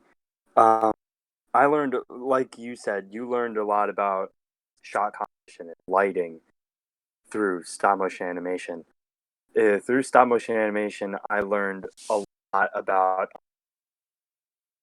uh, I've learned a lot about like content creation in terms of like how to characterize my action, how to characterize my characters, like how to basically frame it, how to shoot it. It's just a little bit different adapting what I've learned such a small scale where I've controlled all of the variables to a situation where I have control of none of them, basically. You're like, oh, I Yeah. have control of the camera, maybe the lighting, mic placement, but blocking the actors and all that stuff is a little bit tougher sections. I mean, there are things that I've definitely learned stop motion that have helped me in terms of my overall filmmaking skill, but I think probably the most important thing would be just merely patience, because stop motion requires a ton of patience in order to execute it. And I think a greater deal of patience is necessitated by shooting live action. So yeah. Good. Good answer. Good answer. Yeah. All right. Yo, Danny, What's up? what's like just one thing that's just like so massive, just take your videos in a giant. What's one thing that'll help just take everything to a thousand? Oh, I need a computer, lights, anything. Oh, Just one big thing that'll help throw you. mm, that's a really tough question because each stop motion animation consists of several things to make it what it is. But are you singling out stop motion or a film in general? Just anything. Period. Ah, I would say he needs a slave to. yeah, I'm following your footsteps, Warren. Honestly, Um, that's a really good question. I just think you need someone passionate about what they're doing, and you need someone to, like, if you're forced into a situation where you really don't like what you're working with and you don't like who you're working with, not throwing any shade, I promise. Um, you won't make the best product out there, and Mm. I can support that. yeah, like the passion projects I've been able to make for the past couple of months, and the passion projects that I've been working on, the ones that are out, namely Nomad and Daredevil Martyr, came from really deep and late conversations with Stealthabotte. And believe me when I say that we were passionate, because you do not stay up till 6 in the morning 6 in the morning. talking about things that you really don't care for. You have to care for something in order for it to be 100%, and you have to aim for 200% for it to come out. I'm stealing this from David F. Sandberg.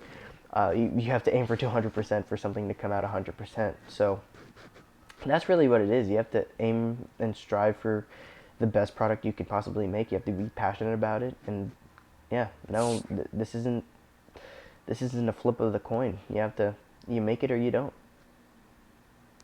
So your answer would Answer. be just more passion. Yeah.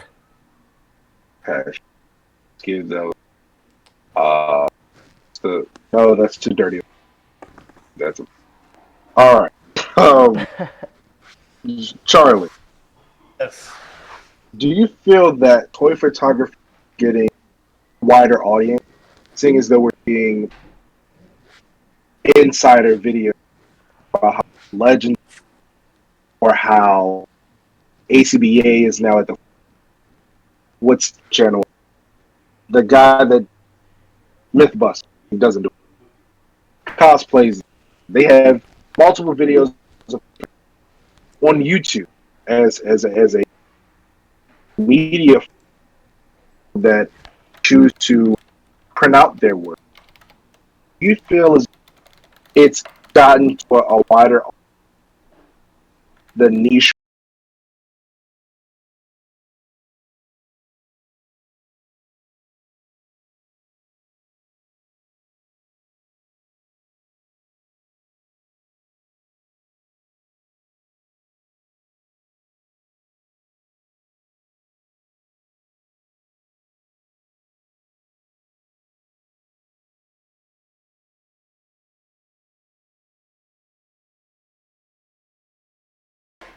As a whole has really spread more than it has like 10 years ago. I mean, Back then it used to be just kind of something that was considered somewhat taboo, but now I feel like it's widely accepted by everyone. I mean, just look at Endgame alone. I mean, how fast it rose to one of the top grossing movies of all time. I mean, I feel like we're living in an age where it's celebrated, and collecting accessories and hobbies, wearing the shirts, getting the merch, it's all just Mm-hmm. a big deal these days. So I feel like something like toy photography is definitely getting bigger, and personally, I for one am excited to see where it goes from here, because as someone who's doing it, that just means I'll be meeting more people, reaching out to more groups of audience, and excited to see where it goes. And I definitely hope it continues to grow. Good We no answer. longer get swirly thinking her. All right. So Mike, Yes. what do you think makes a good voice versus being a? Oh, you're just doing the tone, not actually being a good voice. Ooh. Oh, a deep Southern accent. Like, no. Is that It makes targeting me it. and my sheriff role? One nation. I played for Biscuit on context. my property. I voiced a sheriff for a little project that will stay unnamed because I do not. I don't know if it's coming It out, was iconic. but Guten. So you're I you're was basically asking me what makes a good voice actor? I was throwing a lot of rocks Yeah, for that. yeah, pretty much. In the, What in tarnation? What a line. One tarnation.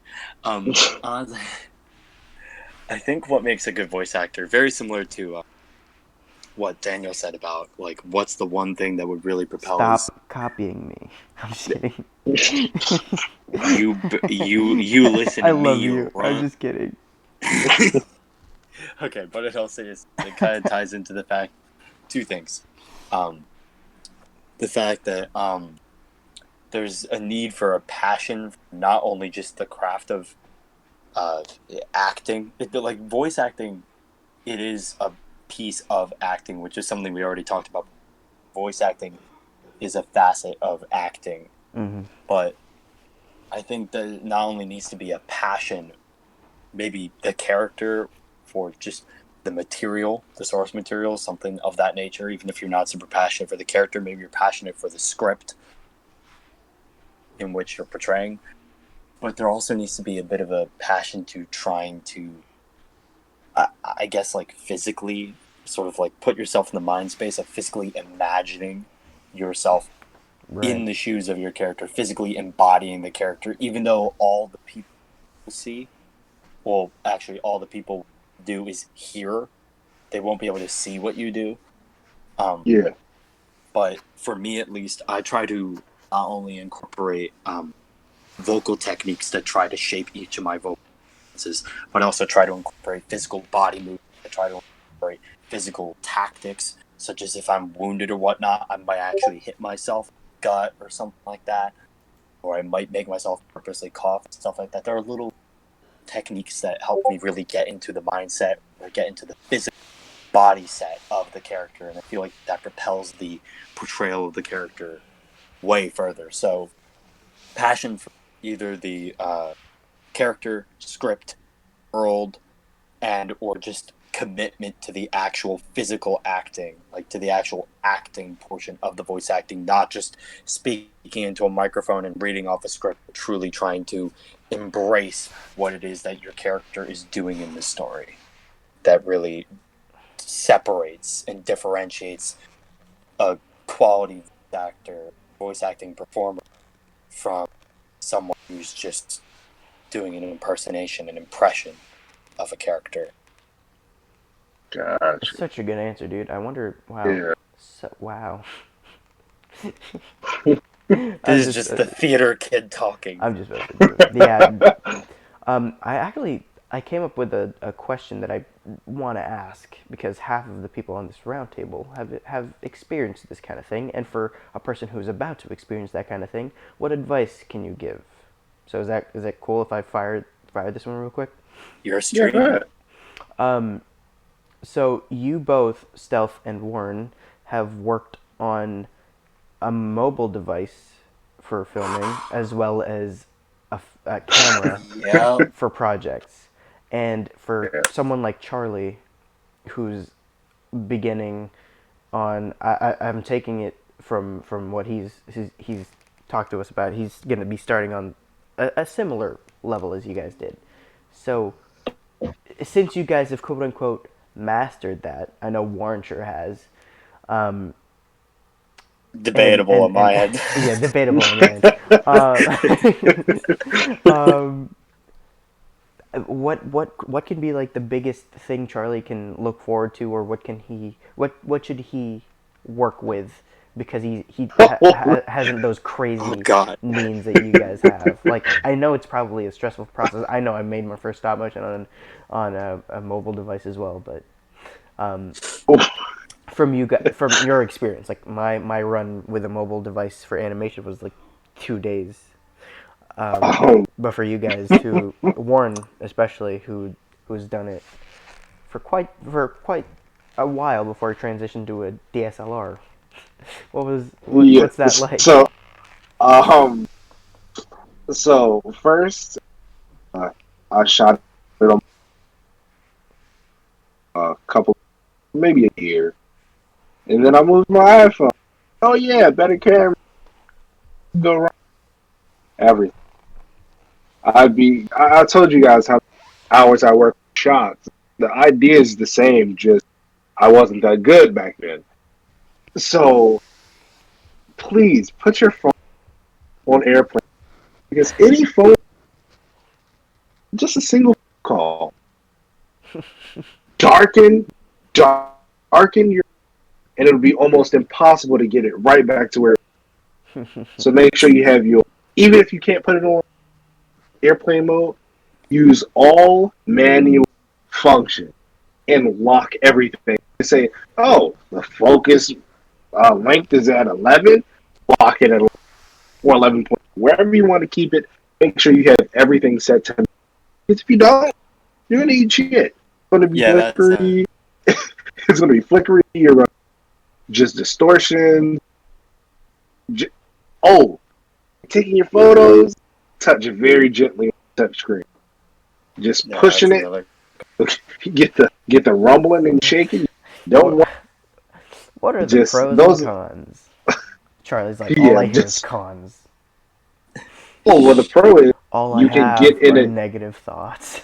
No, seriously though, like sometimes, like this video, this Fender's video, I was able to pull off more shots with my iPhone than my camera because of Right. the close-ups and the lower angles, because the iPhone isn't as heavy and can get in a tighter space without the big lens bumping every figure, knocking stuff. So it does have its benefit. It's lighter, so you can get it, and not have to worry. You know, my really expensive camera failed. It's almost happened 4 times. That's something that you gotta. But 2 cons, one, keep that in mind. Just putting that out. I would also like to preface well, I was gonna add something, but I don't know if you were gonna make the same point. what were you gonna say? Like, for Nomad, you worked on both, right? I did, and I will get to that in a second. I'll talk about that in a bit. Mm-hmm. But one thing I wanted to add before talking about my own advice was the fact that what Warren said about using all manual functions. If you even dare think about using automatic function on a live action film in any capacity, your ass is getting fired. That's an automatic no filmmaking. You cannot use auto function Nope. anything because it will destroy the quality of your work. Not even the best cinematographer can help you out with that. If you use auto, you're stop. Can't help. But with that said, I wanted to ask you, Charlie, what device do you plan on using your stop motion endeavor? My phone. What phone model? Single camera or triple? Double, single. Single? Okay. Yep. Well, since you are on an Android phone, it'll be considerably harder. Yep. I'm going to preface it by saying that I have shot stop motion on both an iPhone and an Android phone, and Android phones are insufferable to work with, from what I've come to understand. I mean, granted, your phone is much better than the phone that I had, which is an LG Rebel, which is a track phone.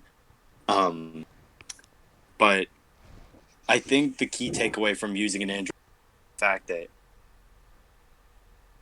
that editing will be a little bit tricky. I suggest you definitely use a computer for editing if you have access, and just primarily shoot clips and whatnot on your phone. I had to do all of the aspects of my filmmaking on an iPod and then an iPhone, which included the actual animation and the editing process, full effects, and everything were all done on a single device, a mobile device. So if you can try and deviate that workload into something with a little bit more processing power, it will automatically make your process a lot easier.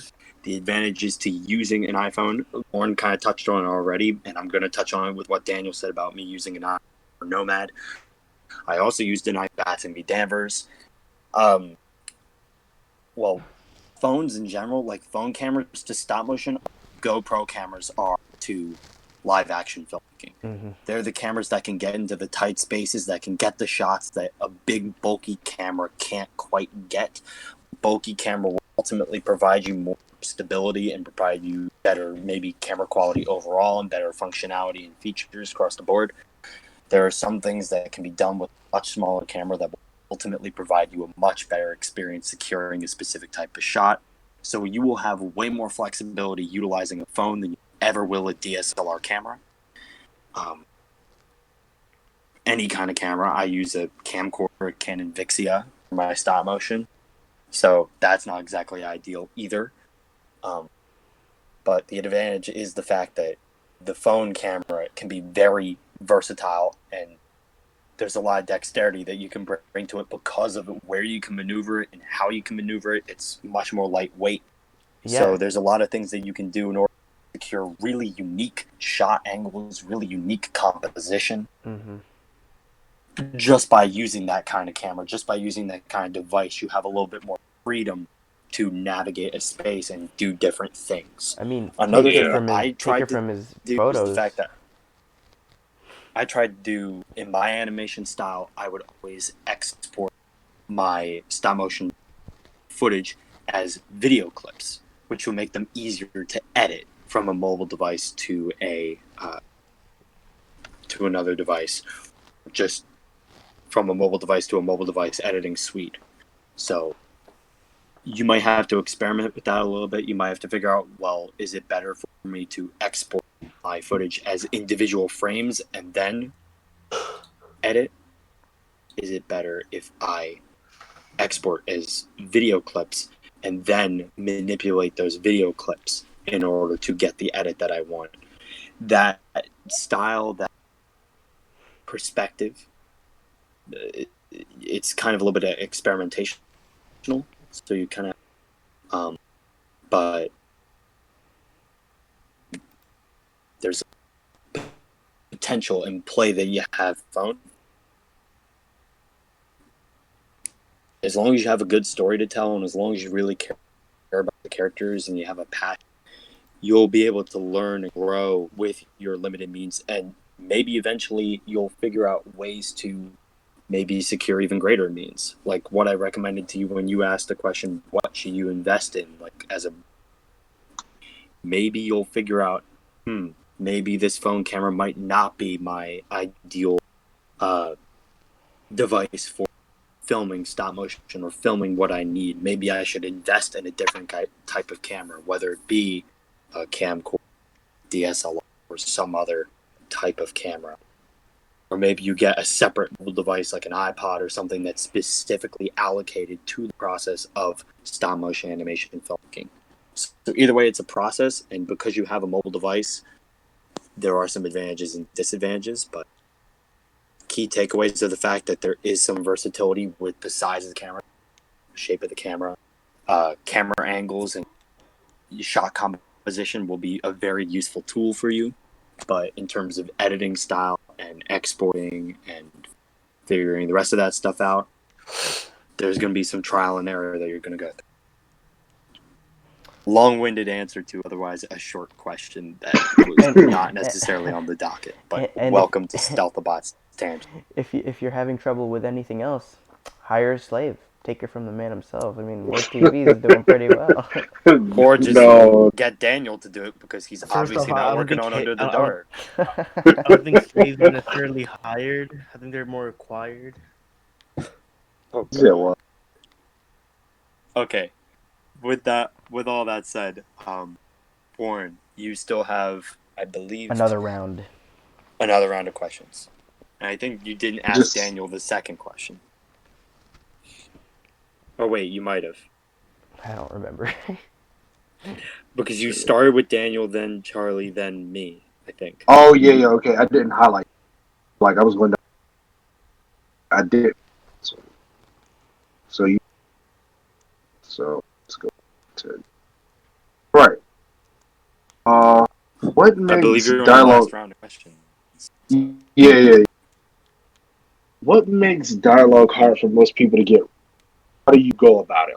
What makes you think first before writing? How do you attack? Sorry, who was the question for? That's for Daniel, It's for you. obviously. Oh, For you, okay. Dan. It kind of cut off. Dialogue. Could you? All right, Aaron Sorkin. All right. Could you repeat the question? It kind of cut off on my end. Yeah. So, what makes writing dialogue, so hard to most people that have bad writing? Let's just talk about movies.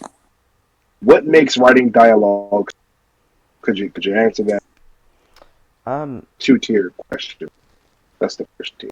I feel like in order to write good dialogue for a character, they have to be a character. They can't just be a two standing images talking to each other. You have to know who they are and what they want, what their motivations are, what they're looking forward to, what they're not looking forward to. You got to know those ins and outs about your character. You got to know the person playing that character for you to understand what headspace. Like Charlie and I communicate about the script all the time, and we kind of have that headspace. Like, oh, Batman Under the Dark, Bruce Wayne is not in the proper headspace. You got to care about two aspects: the character itself and the person playing that character. You both have to give 100% to what you're trying to deliver, so that it would come across a little bit better. Because if not, it's gonna end up stale.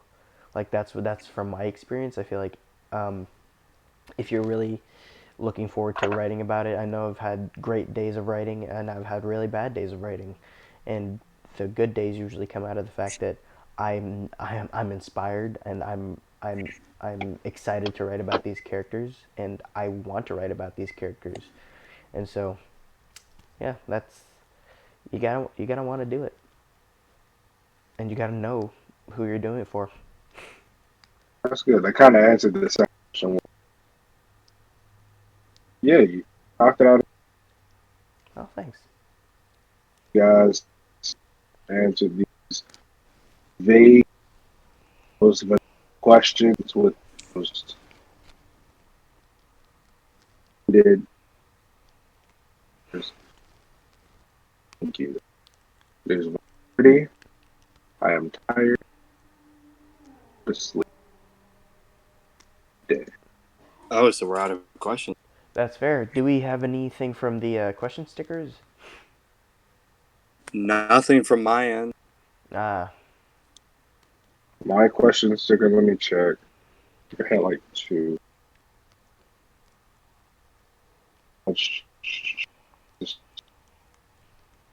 Okay. What inspired? Excuse me.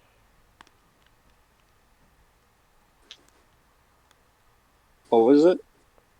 What inspired you? To become stop motion animators? Yeah.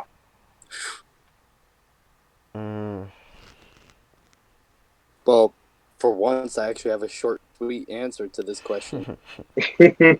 Shocker. Okay, so what inspired me to be a stop motion animator was the fact that I always wanted to be a filmmaker, but I didn't have anyone to actually make films with in live action. And I discovered that stop motion was the way to utilize toys and action figures, which I already had, to make the films I wanted to make without really needing anybody else. So it helped me become a filmmaker through a different medium that I didn't realize was an option. So that's my Good answer. question. Well, I think I have it's kind of, my answer is kind of similar, but I just wanted to find, because movie making is easy. You know, you could grab a camera, film with someone, but I feel like there's a real craft to stop motion animation. It is a dying art form, but the archive of stop motion films, like, I don't know if you guys saw Missing Link, or any other stop motion film that's come out recently. There is a beauty to it, and you really get to appreciate the beats and the storytelling you can come out of that could come out of characters that you animate, and you actually take the time to do it. I think it's a more intimate process, and it's definitely it caught my attention when I first encountered it. Like, as a couple of people know, I was inspired by my friend's brother, and I saw Lego animation and really inspired me. So I think it's the intimacy that was just like, oh wow, you really take that long of a process to work on something. You must really like what you're doing. That's a good inspiration. What about you, Charles? What inspired you to hop into the game? Excuse me. Us not giving him a choice. Peer pressure, peer Pretty pressure, much. I mean, pretty much. peer pressure. Or maybe it's the fact that Daniel hasn't released his in so long that inspired me to be like, you know what? I'll show him how I'll do fast it I can do myself. my own project. Good answer. I think we covered everything so far. But yeah, I guess that wraps this up. All that's left to say is a bid farewell and plug your little upcoming stuff. So we'll go in the quote unquote randomized order. Stuff. What's coming down the pipeline for you? This is already a question that I answered. It is. Friggin' But anything else you have? Like, episode. we know how you like surprising. I don't have any time. Wow, It's only fun if I actually have it. that is so intelligent. I'm gonna do the quick rundown. Nomad, the extended cut, Nomad music video, Black Widow and Falcon spin-offs of the Nomad video, and Batson v Danvers, the actual. Possibly more coming down the pipeline coming soon through Stealthabotte and or Project Stealthabotte, but we'll see what happens with Kappa. Wow. Okay, perfect. That sounded like an intro. Got it all out. All right, Charles. What's this project? Anything else aside from anything else we should be looking forward to aside from your stop motion stuff? What about your action figure photography? What do you have? Do you have any plans for the next photo you're gonna take? Oh no, sir. Those things are not planned. Those are just I'm sitting down on the toilet one day and I'm like, you know what? I would like to see this happen. All right. Well, I already talked about your Defenders Endgame project that you wanted to do, and how I was gonna help you with that, with script writing and stuff like that. Yeah. So that's one idea that you would do. But do you want to talk about the other stop motion that you were going to do involving a certain custom figure that you made? That's really cool. Oh yeah. So I might make a Defenders Endgame thingy where I would just write. You will. Well, I don't know when. I don't know if it's gonna be the first one, the second one, etc. But yeah, I'm gonna basically be where were the Defenders during the events of Endgame. Great idea, dude. That, and also I might do I recently made a custom Iron Fist figure, not too long ago. So I'd really like to make a short video, maybe with him and Luke doing some Heroes for Hire stuff, or maybe him and Daredevil doing some talking. maybe a little what if scenario involving that. Mm. I mean, it'd be a little miniature what if Luke Cage season 3 involving Tombstone. Mm. Nice. Interesting. And I'm not sure whether or not I was gonna incorporate this into the Defenders video, but I might do a little mini thing between where it might be a Ronin / Daredevil crossover. Mm. I don't know if it's in itself Oh, or if it's gonna be a great ideas. standalone thing. Awesome, awesome, awesome. So you cannot tell me that Ronin did not at least once cross paths with the Hand during those 5 years. That had come. Well, I'm really looking forward to that one too. I'm sure we all are, man. Can't wait. All right, War. All right, Mr. War TV. Actually, wait, no, it's you. Oh, No, is it wait, me? no. We're in You, the yeah. video Oh, right, order. we're going in. Okay. Well, Cool, Batman Under the man. Dark coming out 2079. Never. No, I'm just kidding. It comes out March 5th, 2020.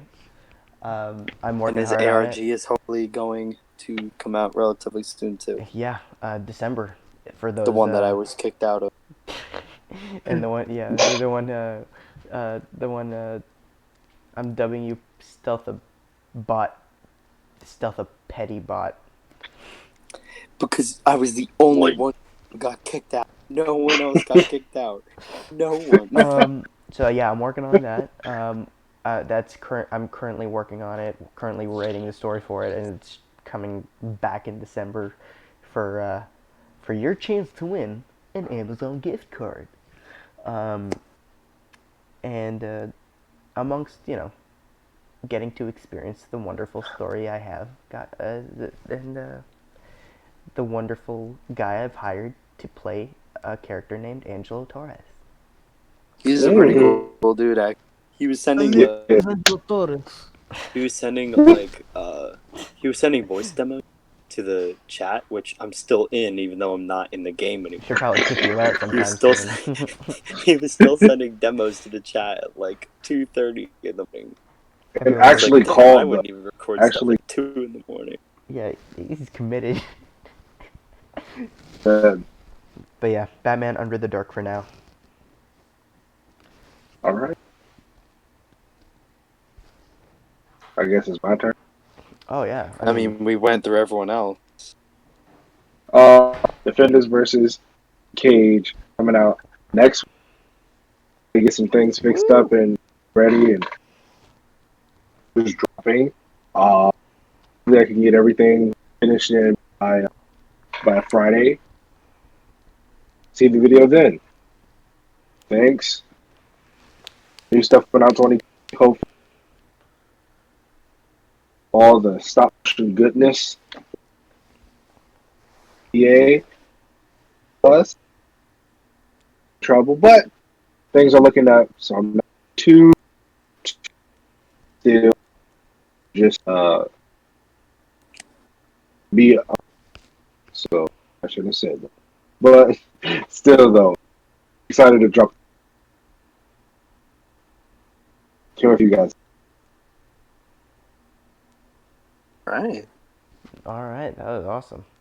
Well, I think that basically sums up everything. I think it does. For anyone else who's interested in this stream and even bothered to stay up this late, I just want to thank you. Thanks for joining Stealthabotte, ForgottenTactic, and War TV 14, as well as myself, in this animator roundtable. I hope to do more things like this, and not just for animators. Stealthabotte and I have discussed how we want a lot of other people from the community to do this, maybe some voice actors, and delve deep into this craft for new content creators like Charlie, and hopefully we can branch out into different fields of this animation shtick.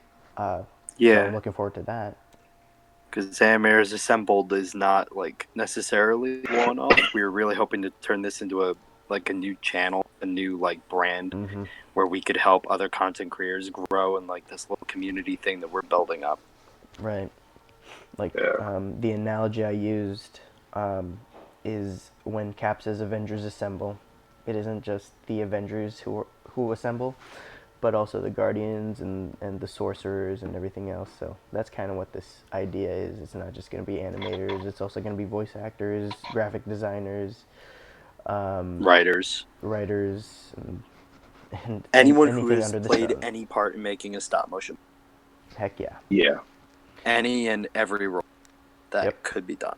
And So. we're going to do a deep dive on each one, so you can get a closer look on how that process is done, get to know them a little bit, look into So the here's to hoping that starts up in the new year, whether YouTube is a platform, maybe another platform such as Instagram, which is for sure. which is probably my likely bet for where my future content might go as well. So But yeah, this was a great start to hopefully long-lasting series, and I can't thank everyone else enough who joined the stream and is currently a part of this stream for being a part of this sorry stream. for not answering questions as often as we maybe could have or should have. That's Yeah, also and make sure to send Project a DM for a randomized lottery prize. Walk blood blast. It all comes full circle. But yeah, I appreciate every single one of you. I'm talking to also the people in the roundtable. Thanks for being a part of this. It was just an idea I shot, and it's Thanksgiving, and if there's anyone I should be grateful for, it's you guys. The same for. Now, with that said, we're probably all tired as balls. Let's yeet to sleep, shall we? All Yeah. right. I think Warren already fell asleep. I You think said I what? beat you to it, Charlie. I think Charlie fell asleep. But yeah, Oh, thanks for joining this Hello- first hello, late night Rapper. roundtable Thanksgiving episode of Animators Assembled's podcast. We'll see you next time. Adios. Yeah. Bye.